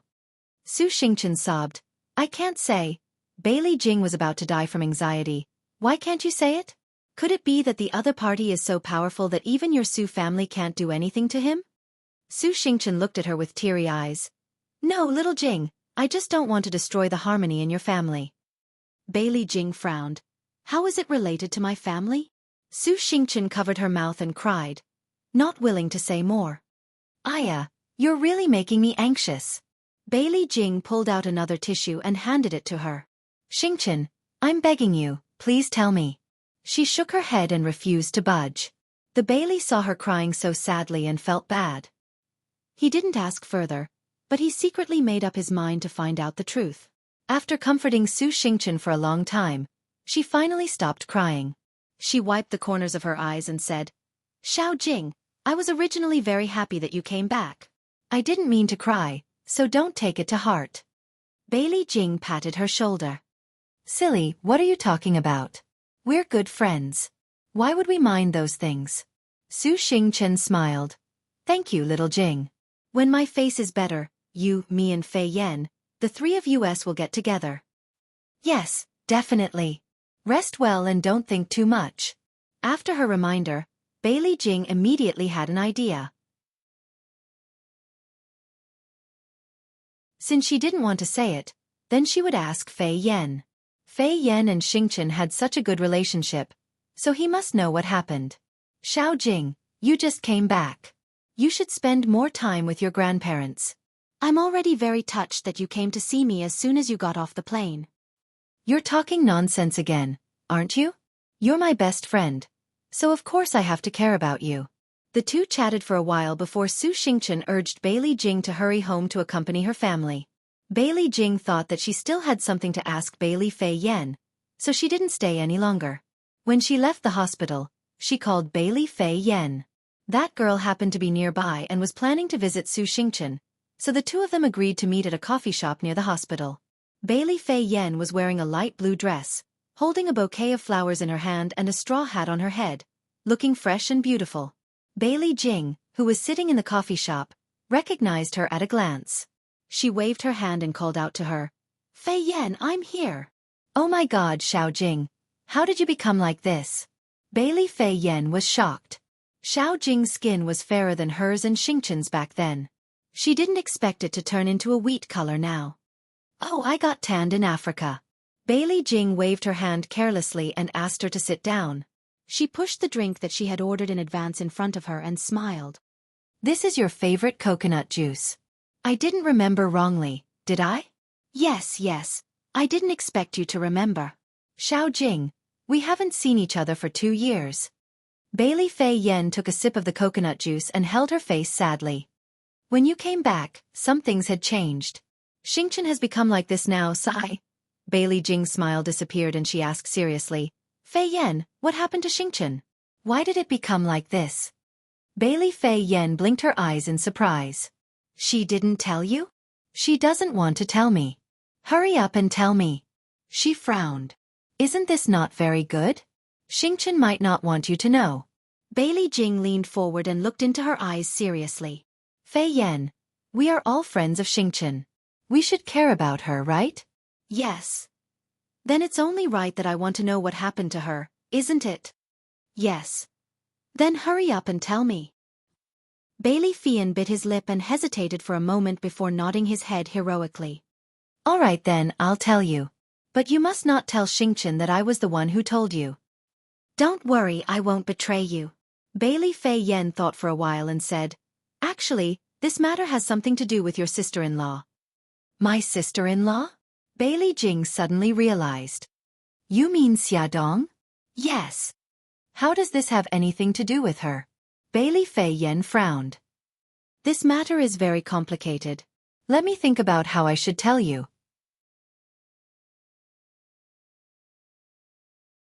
After organizing her thoughts, she continued, Xiao Jing, you should know that Xingchen has always liked your brother, right? I know. Didn't I matchmake the two of them in the past? Bailey Fei Yan sighed. This is where the problem lies. Xingchen likes my cousin, but he is engaged to Su Yunqian. According to this development, nothing will happen. But Xiaodong suddenly appeared. She deliberately got close to my cousin, and Su Yunqian felt threatened. She actually bribed the culprit to kidnap Xiaodong and sold her to a remote mountain village. I heard that she was injected with drugs. She paused and took a sip of her drink. Then she continued, Xiaodong also had a fiancé called Mika Kito. I heard that he is very capable. In the end, he rescued Xiaodong and investigated her kidnapping. She paused deliberately. Do you know what happened next? This was more interesting than a novel or a television show. Bailey Jing was listening intently when she suddenly stopped. She patted her forehead and said, Stop keeping me in suspense. Hurry up and tell me. Su Yunqian, this woman is really not simple. She blamed everything on Xingchen, so Xingchen was retaliated against by Mika Kito. Bailey Jing was shocked. Was it Mika Kito who ruined Xingchen's appearance? No, Mika Kito found a few male prostitutes to humiliate Xingchen. He even took a video of her and injected her with drugs. He wanted to completely destroy Xingchen. Bailey Jing was shocked. She felt sorry for Xingchen and was stunned for a while. Then she asked, "What happened after that?" After that, Xingchen's scandal spread like wildfire. She had a nervous breakdown and escaped from the drug rehabilitation center. She took the acid and planned to take revenge on Su Yunqian. She didn't expect Xia Dong to snatch the acid from her and ruin Xingchen's appearance. Bailey Jing was heartbroken and angry. How could Xingchen be so stupid? Also, if Xia Dong ruined Xingchen's appearance, why wasn't she punished by the law? Bailey Fei Yen sighed. Did you forget? I just said that Mika Kito is very capable. She cleared Xia Dong's name. The police believed that Xia Dong acted in self-defense and Xingchen was the one who deliberately hurt her. So, after Xingchen was discharged from the hospital, she would immediately be locked up. Bailey Jing was an experienced and knowledgeable person. But when the conspiracy happened right beside her, she was still shocked. She didn't expect that so many tragic things would happen to the friend she cherished since she was young. She was angry at Xingchen for being so stupid to take revenge on Su Yunqian with acid. At the same time, she hated Su Yunqian for framing Su Xingchen for kidnapping her. She hated Mika Kito for being too ruthless. She hated Xia Dong for destroying Su Xingchen's appearance. Bailey Jing's face was gloomy. She leaned against the chair like a stone statue. Xiao Jing, are you okay? Bailey Fei Yen waved in front of her eyes worriedly. Bailey Jing's voice was a little cold. I'm fine, Fei Yen. I have something to do. I'll go back first. She was in a bad mood. Very bad mood. Did Big Brother know how evil Xiaodong was? How could he marry her? Fei Yen, the drinks are on me. I'm in a hurry. She stood up and strode out. She wanted to go back quickly and expose that woman's ugly face in front of Big Brother. Bailey Fei Yen seemed to know what she was thinking. He shouted at her back. Xiao Jing, are you going back to ask Xiaodong? Calm down. You don't have any evidence now. Even if you ask her, she won't admit it. Bailey Jing stopped in her tracks. Without turning back, she strode out. Because she walked too fast, she bumped into a man who had just walked in. She hurriedly turned back. Sorry. The man who was bumped into smiled gently. It's okay. She forced a smile, nodded, and turned to leave. Be careful. Before the man could finish his sentence, there was a loud bang. Bailey Jing had already collided with the waiter standing behind her. The waiter's tray fell to the ground with a loud bang, and the iced lemon juice in the cup spilled all over her body. Her white t-shirt turned orange. The most embarrassing thing was that the spot where the juice was splashed was on her chest. The handsome waiter apologized with a red face. Bailey Jing shrugged nonchalantly. It's okay. I wasn't careful when I walked. How much is this cup of lemon juice? I'll compensate you. The waiter said there was no need. The lobby manager also rushed over and apologized sincerely. At Songshu 566.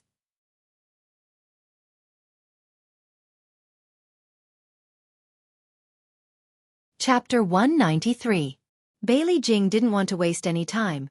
She walked out of the coffee shop and onto the road after settling things peacefully. A man's voice rang in her ears. Miss, are you planning to leave dressed like this? Bailey Jing turned around to see the man she'd bumped into at the coffee shop. She frowned, not liking the way he was hitting on her. Is there anything else? Lin Yi found the sudden change in attitude quite amusing. It seemed that she'd misunderstood his good intentions. He smiled gently. I just wanted to tell you that I just bought a dress. I was going to give it to my mother. Although it's not suitable for her age, it's better than you wearing dirty clothes. Bailey Jing lowered her head. Only then did she notice that the orange-yellow object had become very conspicuous. Furthermore, its position was very awkward. She smiled embarrassedly. I'll have to trouble you then. Lin Yi smiled. Let's use the coffee shop's washroom. You go first. I'll go get the clothes from the car. I'll be back soon. Bailey Jing thanked him sincerely. She used the washroom and changed into the dress Lin Yi had given her. The price tag was still there, and she took a look at the price tag. It was 5 digits, and she memorized it in her heart. The color of the dress was simple and elegant, and it fit her well. She let her hair down, letting her wine-red hair fall over her shoulders. Lin Yi was waiting for her in the lobby, smiling warmly when she came out. "It suits you." She'd looked like a delinquent girl at first, but now she looked like a lady from a rich family. "Thank you, I'm Bailey Jing. What's your name?" Bailey Jing stretched out her hand. He shook her hand politely.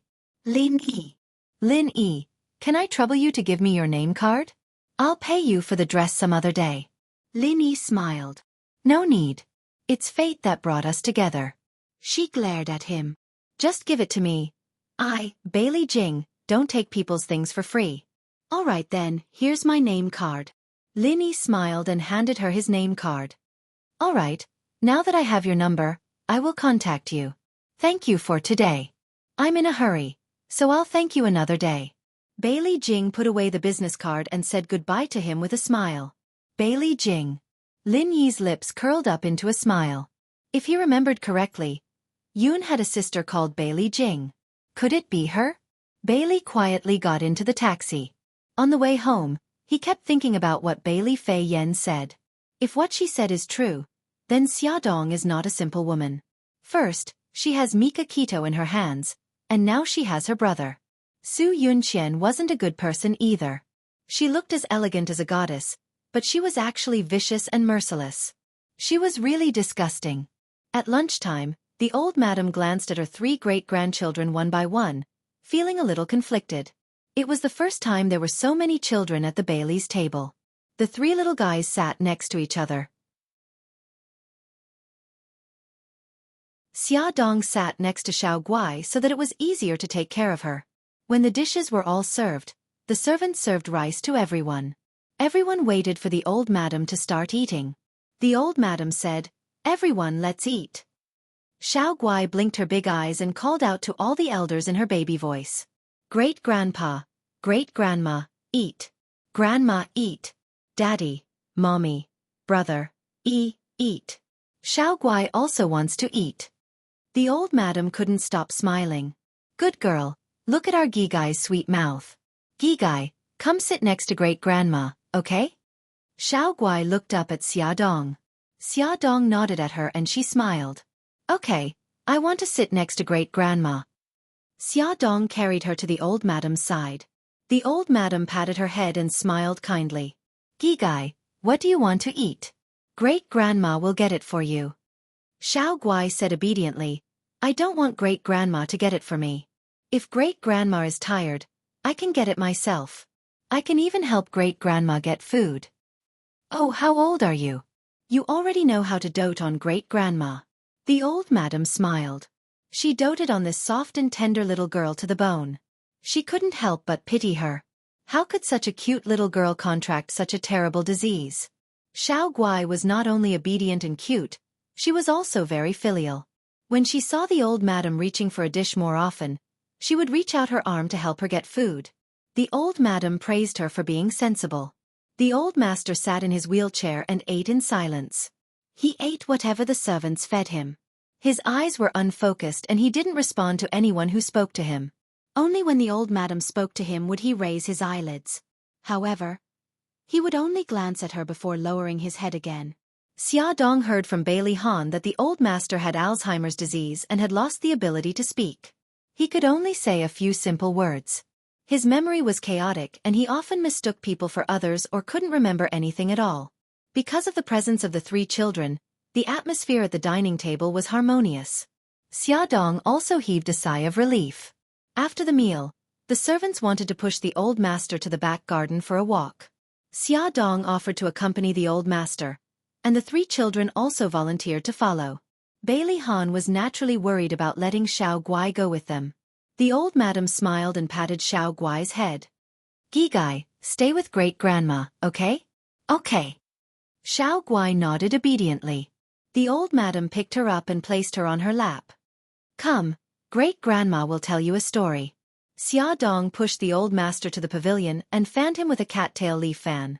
He was in good spirits now. He pointed at the grape trellis and babbled intermittently. No one knew what he was saying. Xiao Bao blinked. "Mom, Does great-grandpa want to eat grapes? Xiaoyi knocked on his forehead. Idiot. Great-grandpa wants to go under the grape trellis. He used to like to stay under the grape trellis. Oh, so that's how it is. Xiaodong was still trying to guess the old master's intentions. She didn't expect her son to give her the answer. She bent down and smiled. Grandpa, sit tight. We'll go to the grape trellis now. Ah!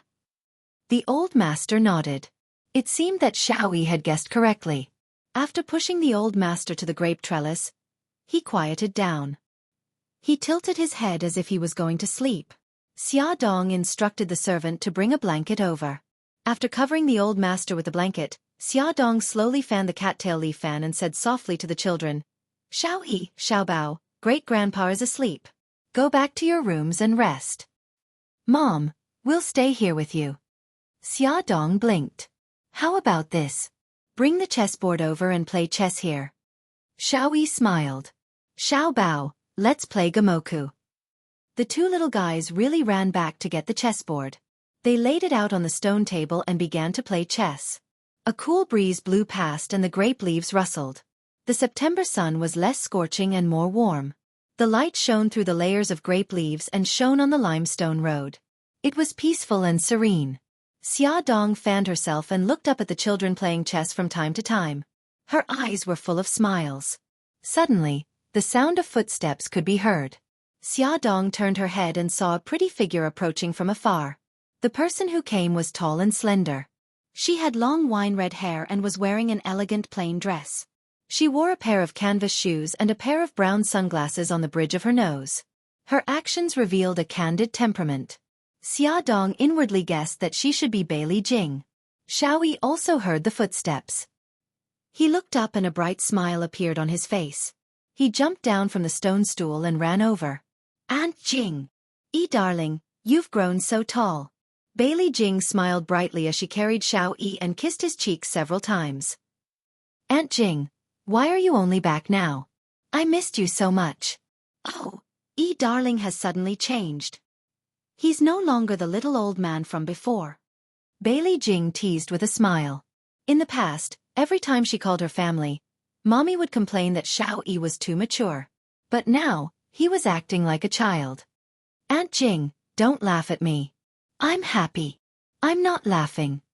Bailey Jing carried Xiaoyi to Xiaodong and put Xiaoyi down. She took off her sunglasses and squatted down to hug the sleeping old master. She kissed him on the cheek and said softly, Grandpa, your Xiao Jing is back. Old master was in a deep sleep. Bailey Jing adjusted the blanket for him and stood up. Her gaze landed on Xiaodong. Xiaodong smiled and extended her right hand. Xiao Jing, hello. I'm Xiaodong. Bailey Jing didn't take her hand. Instead, she stared at her meaningfully.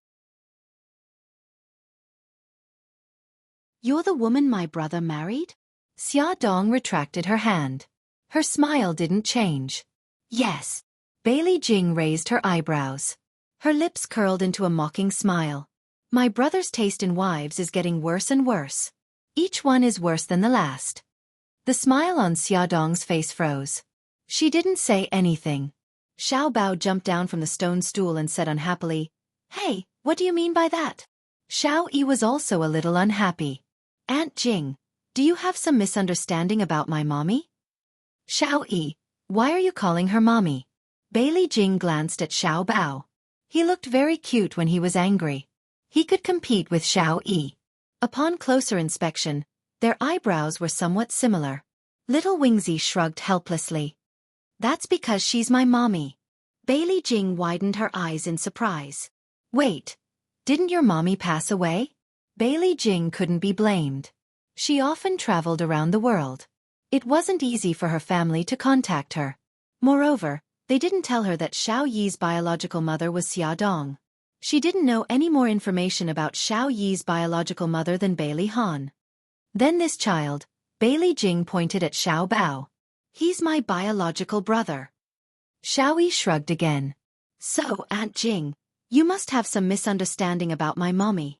Attention, Hong Cha 866.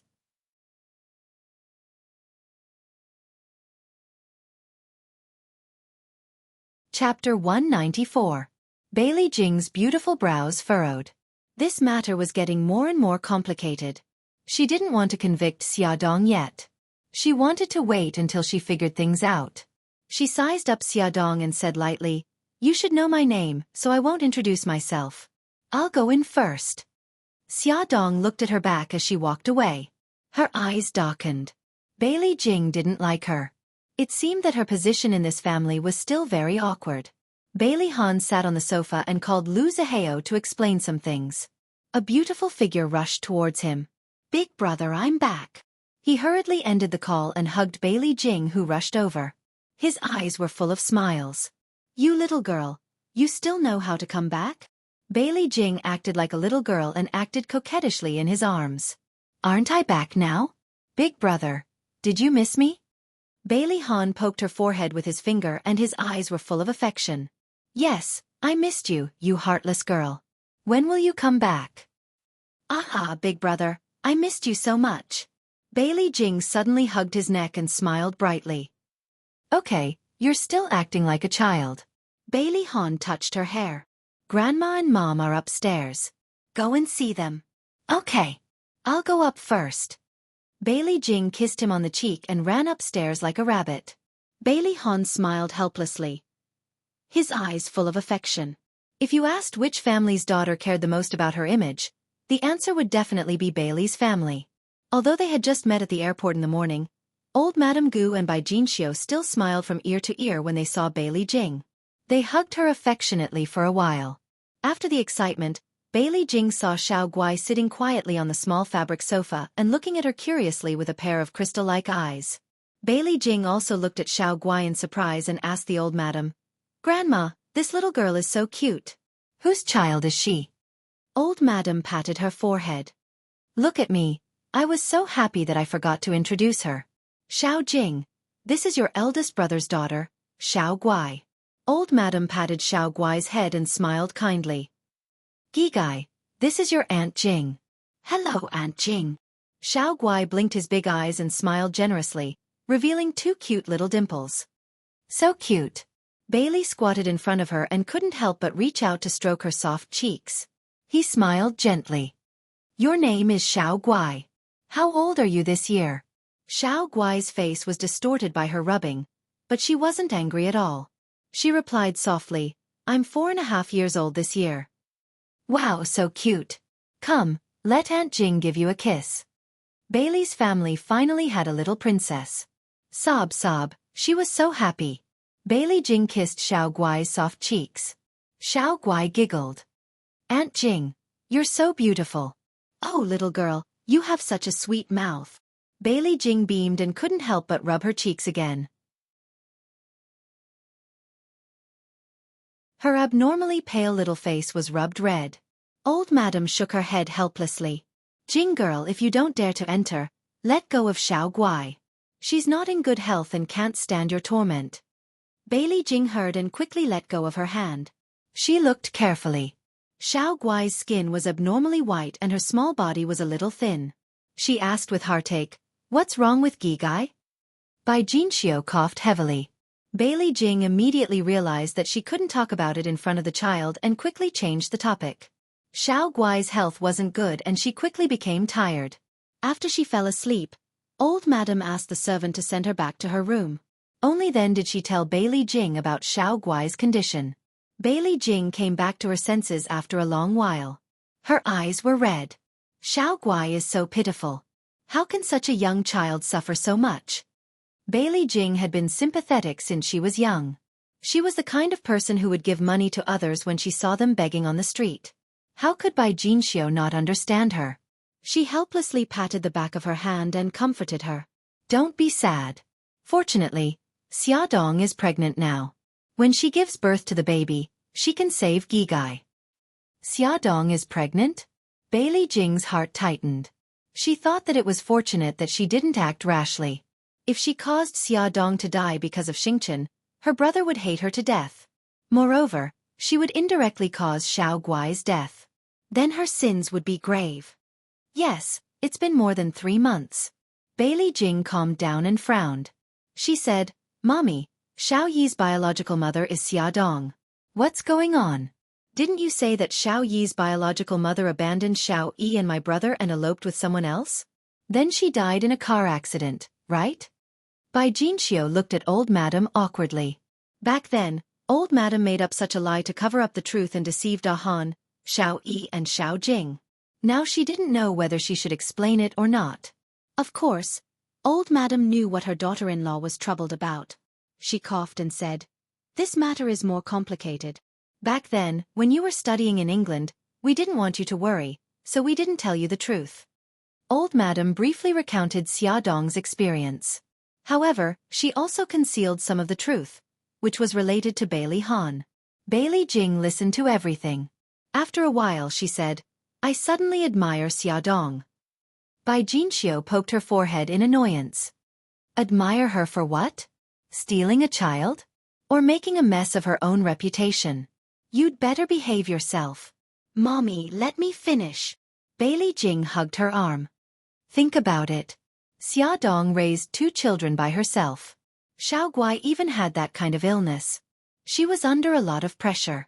With my brother's bad temper, don't you know what he will do and say when someone he doesn't like gets close to him? Xia Dong must have suffered a lot. Although Bai Jinxiu felt uncomfortable, when she thought about it carefully, it made sense. The corners of her lips curled up unconsciously. She taught Xiao Bao and Xiao Guai quite well. The knot in old madam's heart slowly disappeared. She sighed and said, "I don't want to say anything more about them. I just want our family to be safe and happy." Bailey Jing held Bai Jinxiu in one hand and old madam in the other. She smiled and said, "Grandma, don't worry. Our family will definitely be fine. Let me tell you a piece of good news. I talked to second brother on the phone a few days ago. He said that he and his former classmate started a high-tech company, and it's officially operating now. Second brother is also working very hard now." Bai Jinxiu's expression was indifferent. She didn't have much affection for Bailey Yun, this illegitimate son. Old madam didn't like Bailey Yun in the past, mostly because he was unruly and unrestrained. Now that he was willing to work hard, she felt a little relieved and nodded repeatedly. The 3 of them were chatting happily upstairs when Bailey Han and Xia Dong brought the sleeping old master upstairs. 2 more people chatted with each other. Xia Dong sat at the side and listened to Bailey Jing talk about the interesting things that happened when they traveled around the world. Her thoughts drifted away. She thought of the confusion when she first went abroad, Mika Quito, and her foster father who was far away in Italy. Her phone suddenly rang, breaking the harmonious atmosphere. Xia Dong quickly picked up the phone and smiled apologetically.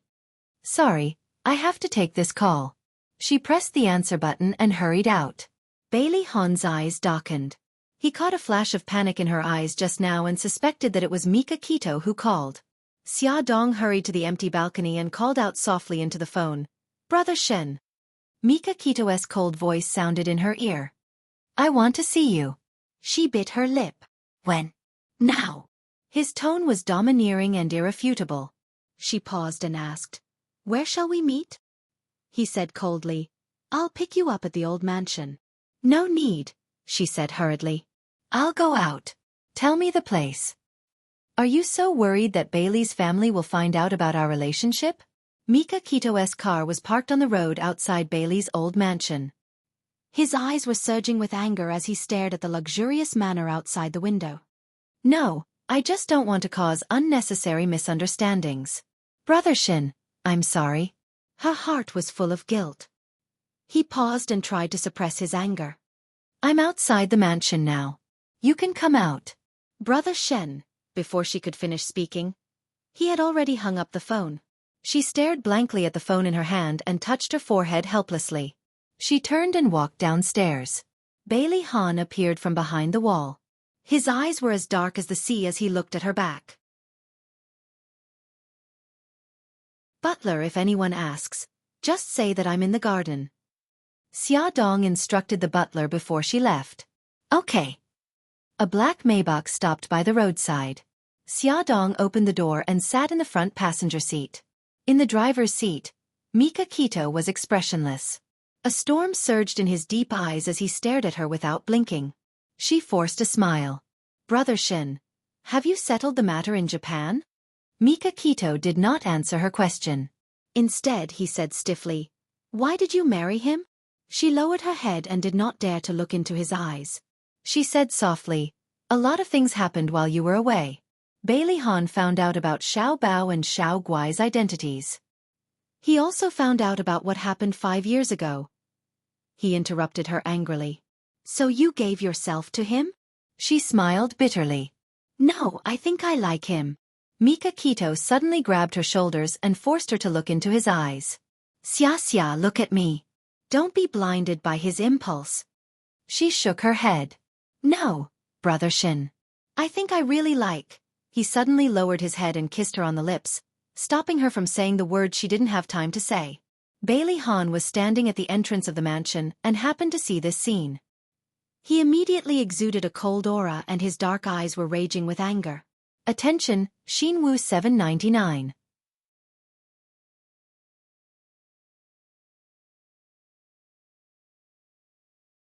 Chapter 195. Xia Dong pushed his chest with all her might. Mika Kito hugged her even tighter. His gaze was cold and without a trace of lust. He looked past her head and looked at Bailey Han, who was standing at the entrance of the manor. The moment he ran to the car, Mika Kito pressed the window button.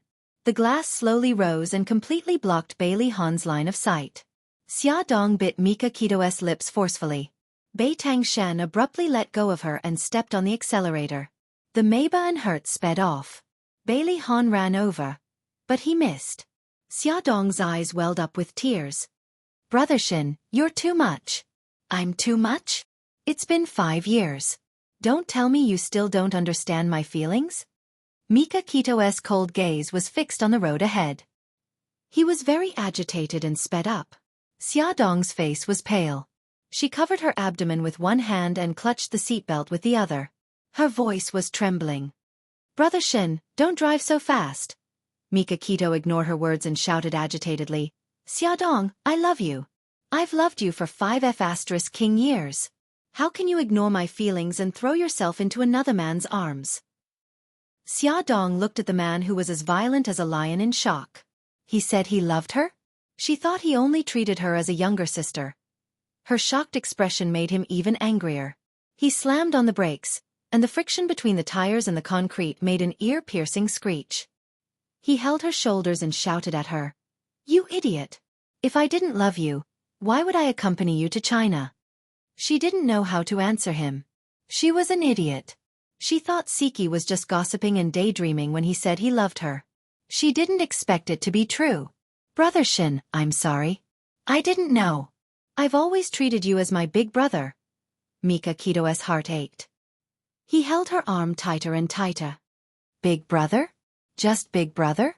I'm sorry. Other than these 3 words, she did not know what else to say. He held her hand stiffly, like a stone statue, as if there was no life in it. In the narrow space, the air was suffocating. Her heart clenched in pain. She held his hand and slowly removed it from her arm. Tears streamed down her face. Brother Shin, forget me. You'll find a better girl. She grabbed the handle of the car. With a click, the car door opened, just like the sound of his heart breaking. She turned to leave, but he grabbed her arm. His eyes were as gloomy as the sky before a storm. Xia Dong, from the moment you stepped out of this car, we have nothing to do with each other anymore. He was gambling, using himself as the stake. She was stunned. She would never forget that 5 years ago, when she was in danger, he descended like a god and saved her from disaster. How did they end up like this? Why did she have to make a choice? Her tears fell even harder. After a long time, she choked and said word by word, Brother Shin, no matter what happens in the future, I will always remember you. I will always be grateful to you. You will always be my big brother. Big brother. He was only her big brother. He grabbed her arm and refused to let go. Xia Dong, do you know what you're doing? Is Bailey Han worth it for you to treat him like this? What did Bailey Han do to make her, who did not believe in marriage, step into the grave of marriage? He made her do this without hesitation. Tears streamed down her face. She shook her head. I don't know. I just don't want to regret. It was Bailey Han who made her understand what love was. It was Bailey Han who gave her the courage to step into marriage. They had said that they would face it together. She could not abandon him. There were very few cars on the road.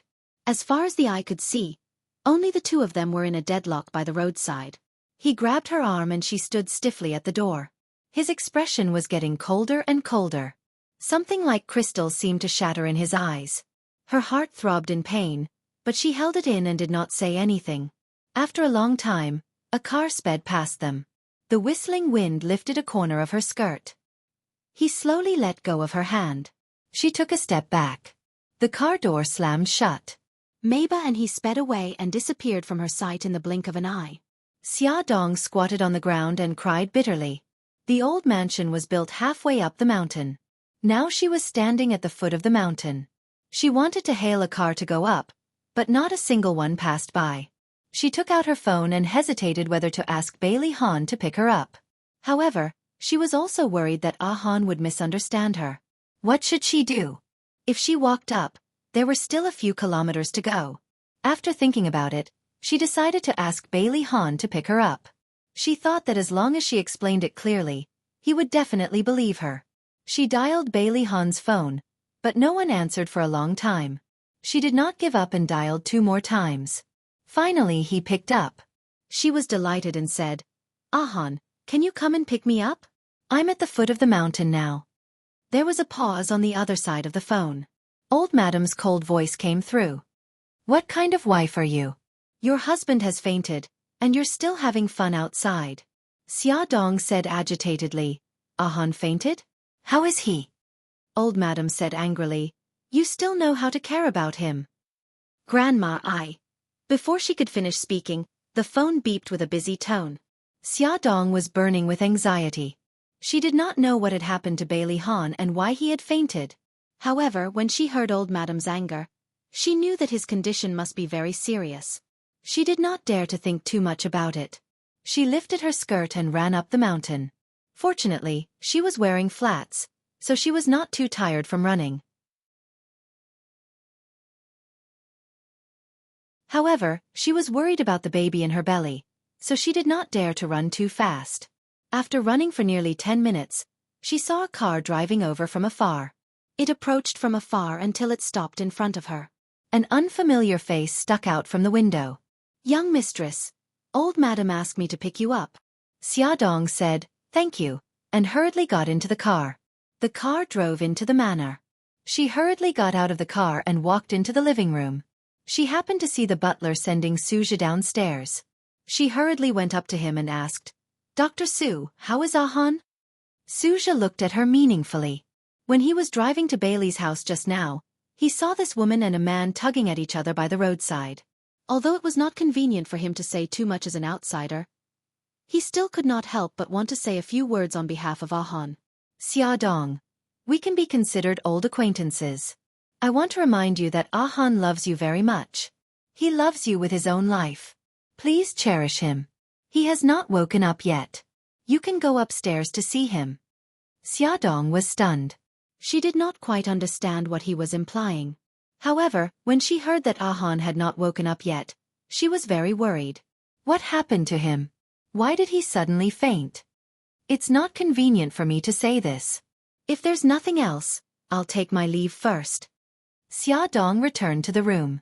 Old Madam, Bai Jinxiu, and Bailey Jing were all there.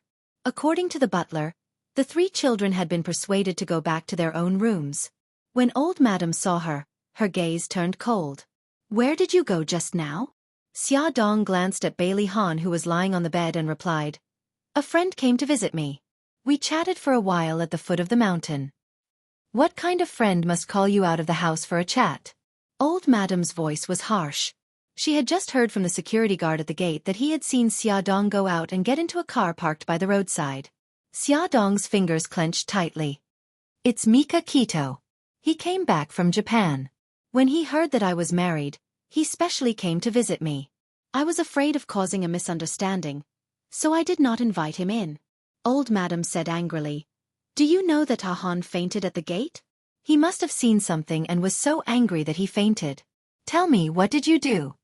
Xiaodong felt terrible. She looked at the unconscious Bailey Han. He must have misunderstood. That was why he was so angry. "I'm asking you a question." Old Madam stomped her crutch hard. "We didn't do anything." Xiaodong's nose was burning. She felt that she had no self-respect at all. She lowered her eyes and held back her tears. Bai Jinxiu's expression was very ugly. She had just changed her opinion of Xiaodong, and she did not expect this to happen. Bailey Jing's gaze swept over Xiaodong.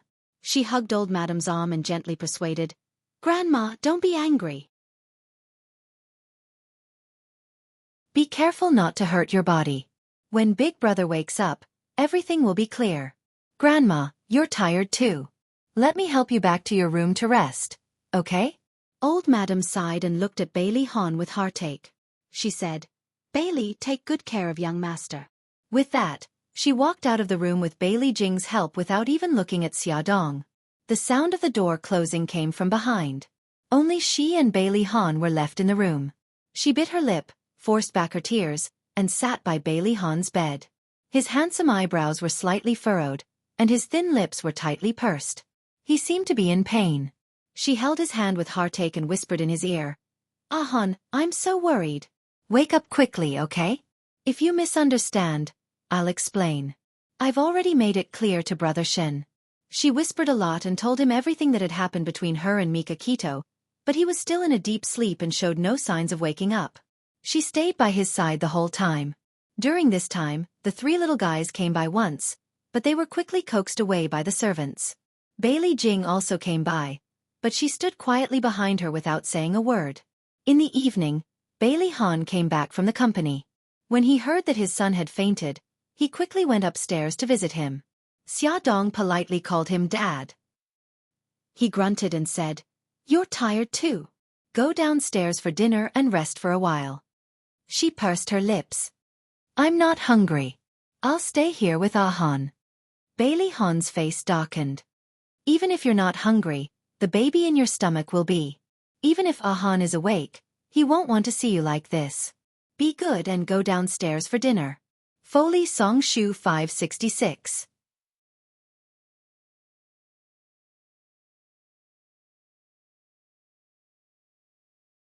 Chapter 196. Bailey Xiong knew that Xiaodong occupied a very important position in his son's heart.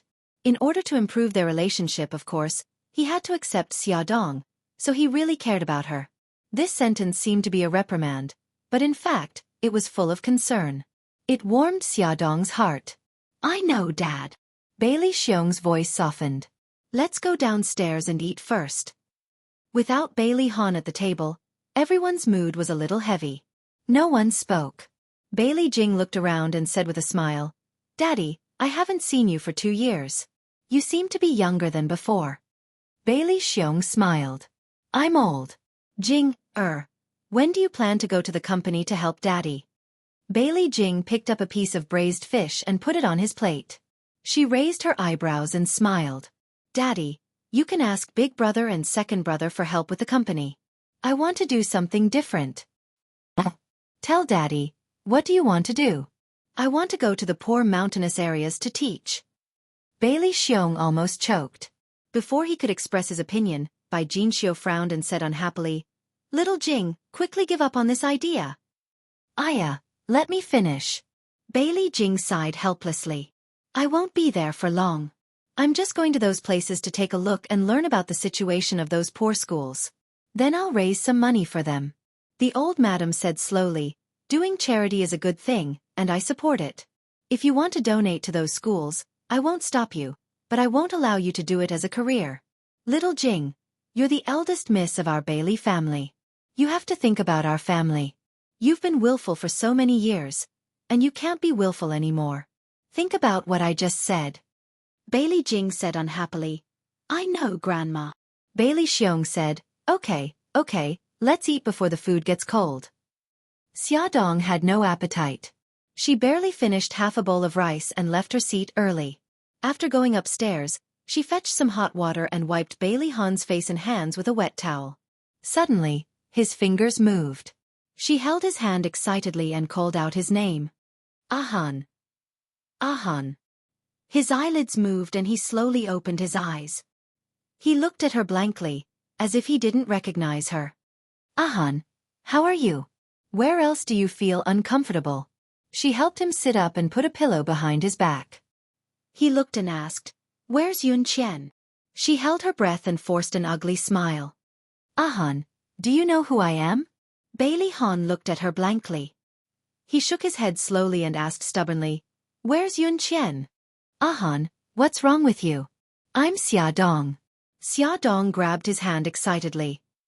Are you still angry, so you're pretending not to know me? Hubby, don't be angry. I can explain. Brother Shen came to find me and I told him that I only treat him as my brother. I've already made it clear to him. She explained incoherently, but he pushed her hand away and looked at her coldly.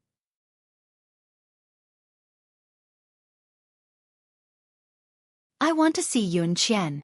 Xia Dong couldn't help but cry. Why did this happen? Bailey Jing pushed the door open and entered.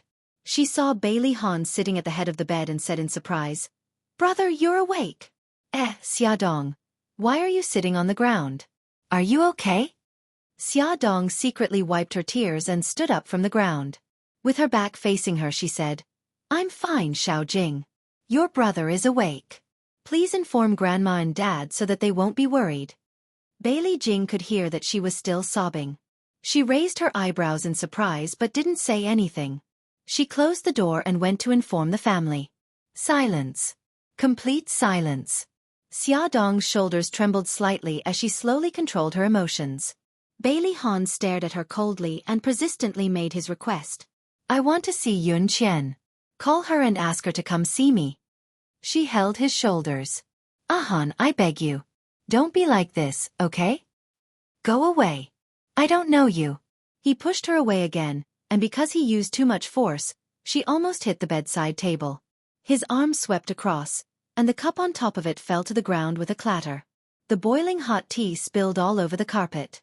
Old Madam pushed the door open and entered. She saw this scene and frowned. What's wrong? Xia Dong hurriedly said, "It's nothing. I was careless and bumped into the cup." She held her arm, which was scalded by the tea. Very quickly, it turned red and burned with pain. She picked up the teacup and stood sideways, her hand still covering her arm. Bailey Han glanced at the carpet and his gaze gradually fell on her arm. Did you get scalded? Xia Dong smiled. No. Bailey Jing didn't say anything else and focused on his brother. Old Madam went forward and sat beside Bailey Han's bed. She asked gently, "Ahan, do you feel uncomfortable anywhere?" Bai Jinxiu also stood over. Bailey Han frowned. "I'm fine. Grandma, who is this woman? Why is she in our house?" His sharp gaze turned to Xia Dong. Xia Dong's heart trembled. Old Madam and the others were stunned. After 2 seconds, Old Madam probed, "Ahan, do you still remember that you're married?" Bailey Han's frown deepened. "I haven't proposed to Yun Qian yet. How could I marry her?" Xia Dong's face turned pale. A terrible thought emerged in her mind. Old Madam and Bai Jinxiu also had the same thought, but they still couldn't believe it. Old Madam paused for a moment before asking, "Ahan, tell Grandma, what year is it now?" Year 2007. Bailey Jing's eyes almost fell out. Old Madam and Bai Jinxiu looked at each other and sighed heavily. As expected, Ahan's memory returned to 5 years ago. Her guess was confirmed. Xia Dong felt as if all the strength in her body had been sucked away. If she hadn't been leaning against the bedside table, she would have collapsed. "Grandma, I want to see Yun Qian." Bailey Han's expression was serious, and he looked like he wouldn't give up until he got what he wanted.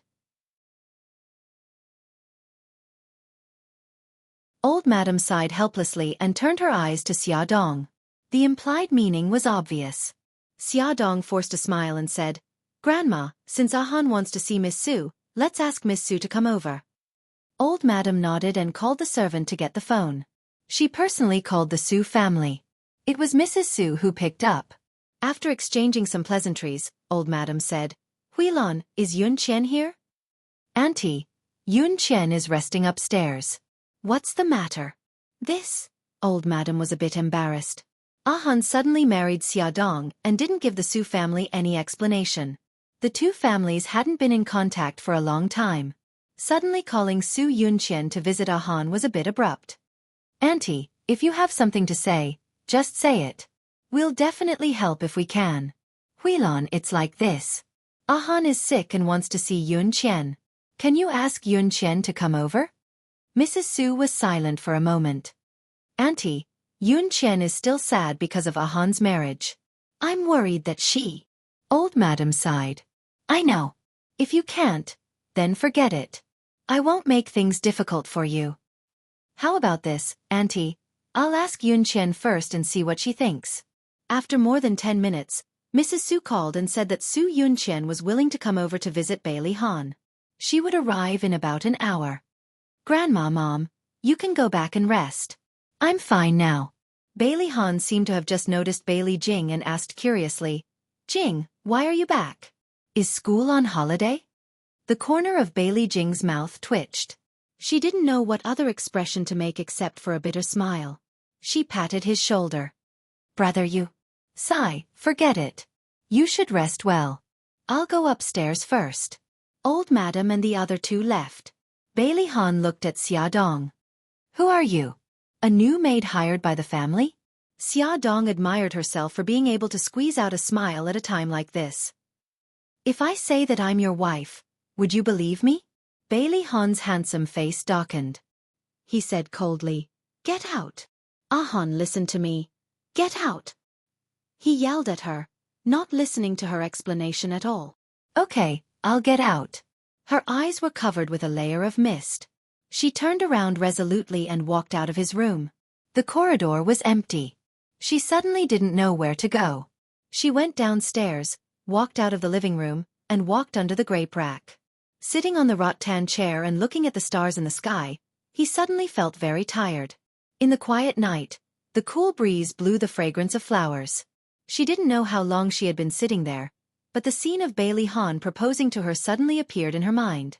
She remembered his promise, and the sadness in her heart completely disappeared. She suddenly stood up and encouraged herself. Han had just lost his memory again, and there was nothing to be afraid of. She would definitely make him remember her. Dojo. Bai Tangshen was wearing a white judo outfit.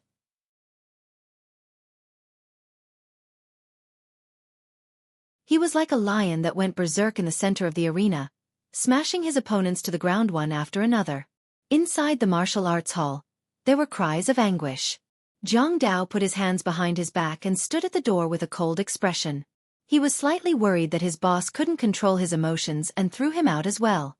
"Come on, come on." Mika Kito was drenched in sweat and got into a fighting stance. The little brothers who were lying on the ground and wailing had tears streaming down their faces. "Boss, we can't do it anymore. If we practice with you any longer, we'll be crippled." Suzaku was dressed in a black outfit that accentuated her perfect figure. She crossed her arms and looked coldly at a certain someone who had gone berserk. "Mika Kito, if you really want to vent, come drink with me. I guarantee that you'll forget everything once you're drunk." Mika Kito turned her head abruptly. She glared at her viciously. Her eyes were filled with bloodlust. Add, Song Shu 566.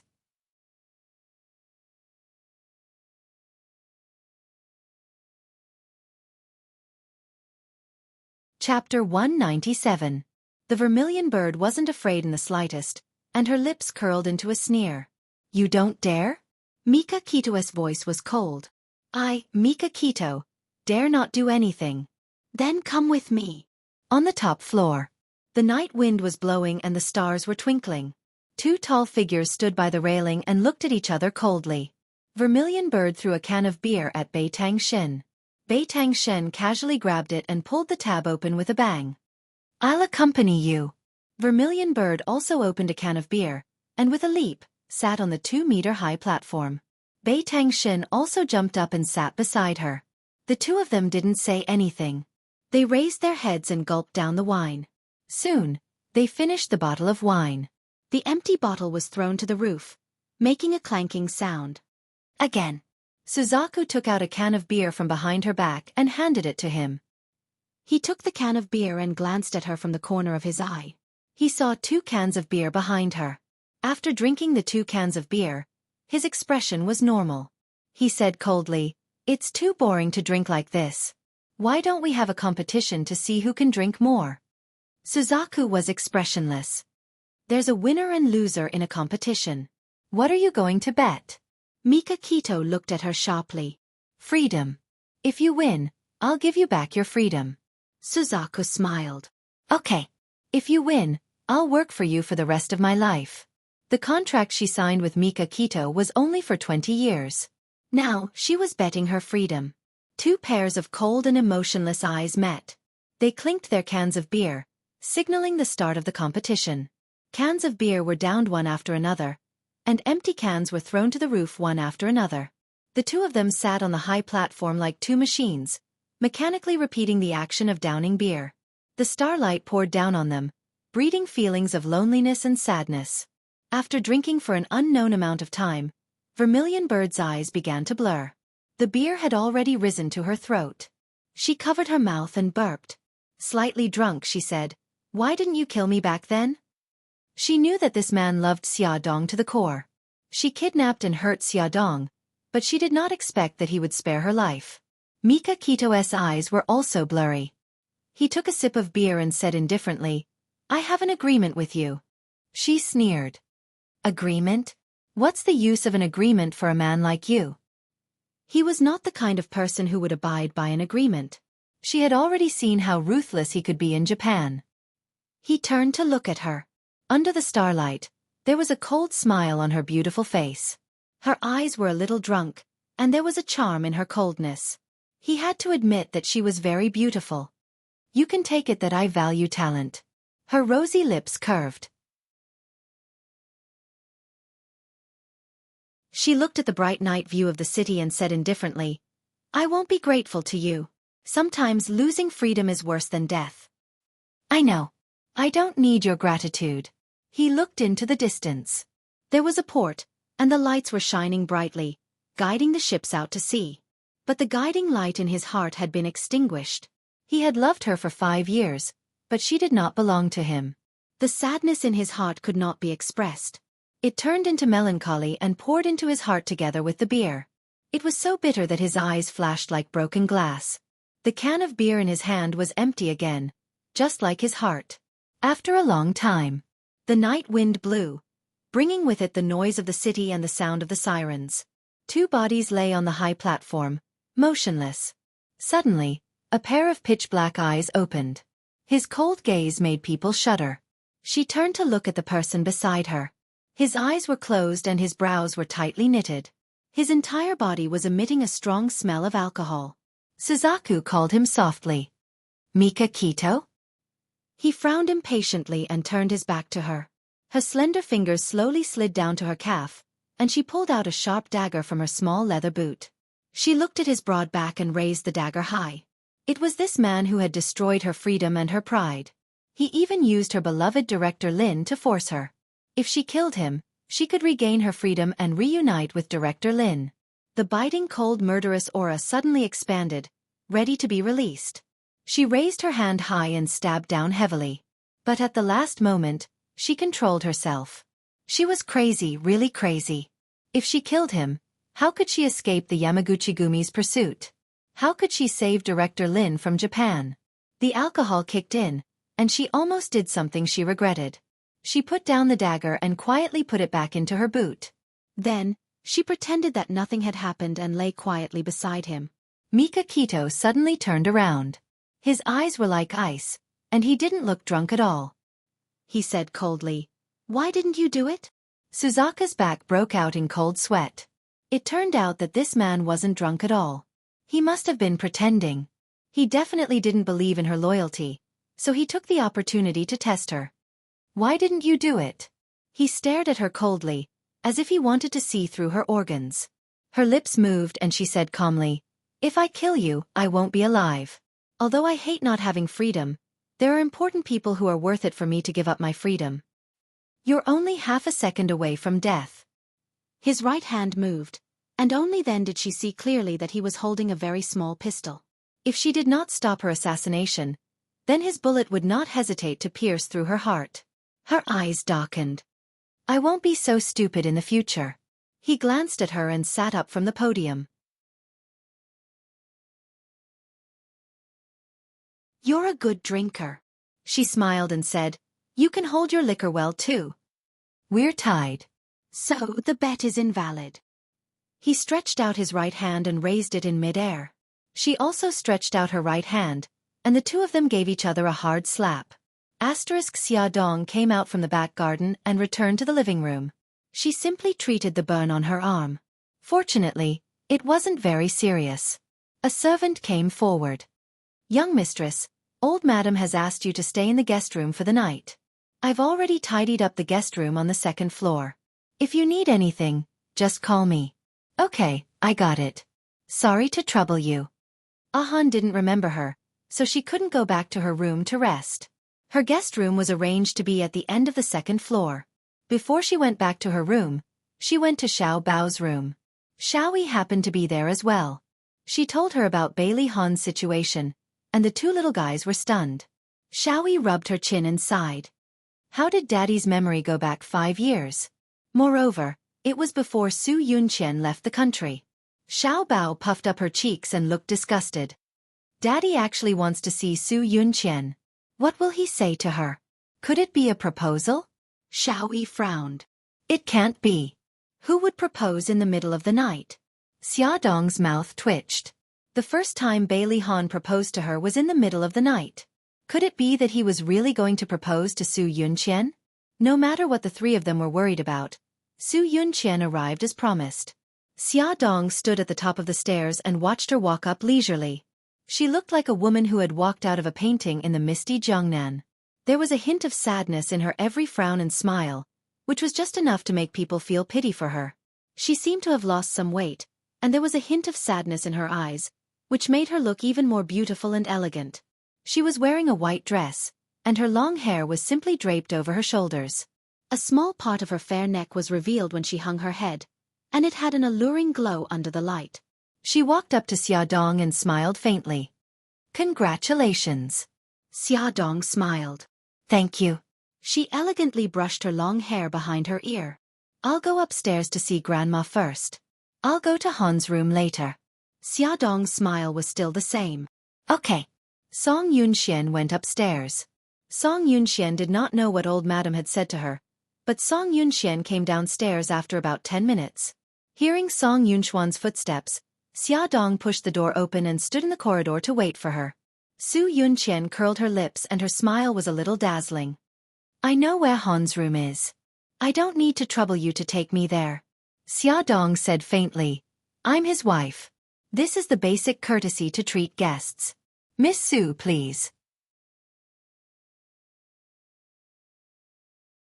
Su Yunqian's eyes moved, and the smile on her lips gradually disappeared. Bailey Han hadn't gone to bed yet. He had changed into a formal suit and looked extremely handsome. When Xiaodong knocked on the door and entered, he was sitting on the sofa reading a book. When he looked up and saw the two of them walking in, a smile immediately surged in his eyes. Yunqian.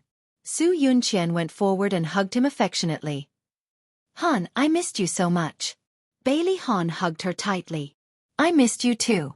Xiaodong looked down and pinched her palms hard. She gritted her teeth hard. Otherwise, she was really afraid that she wouldn't be able to control herself and would pounce on the two of them and beat them up. The two of them were intimate for a moment. Bailey Han suddenly looked up and saw that Xiaodong was still standing by the side. He frowned unhappily. Why are you still here? Get out. Su Yunqian lay in his arms. She lifted her chin slightly and looked at Xiaodong with a sneer on her lips.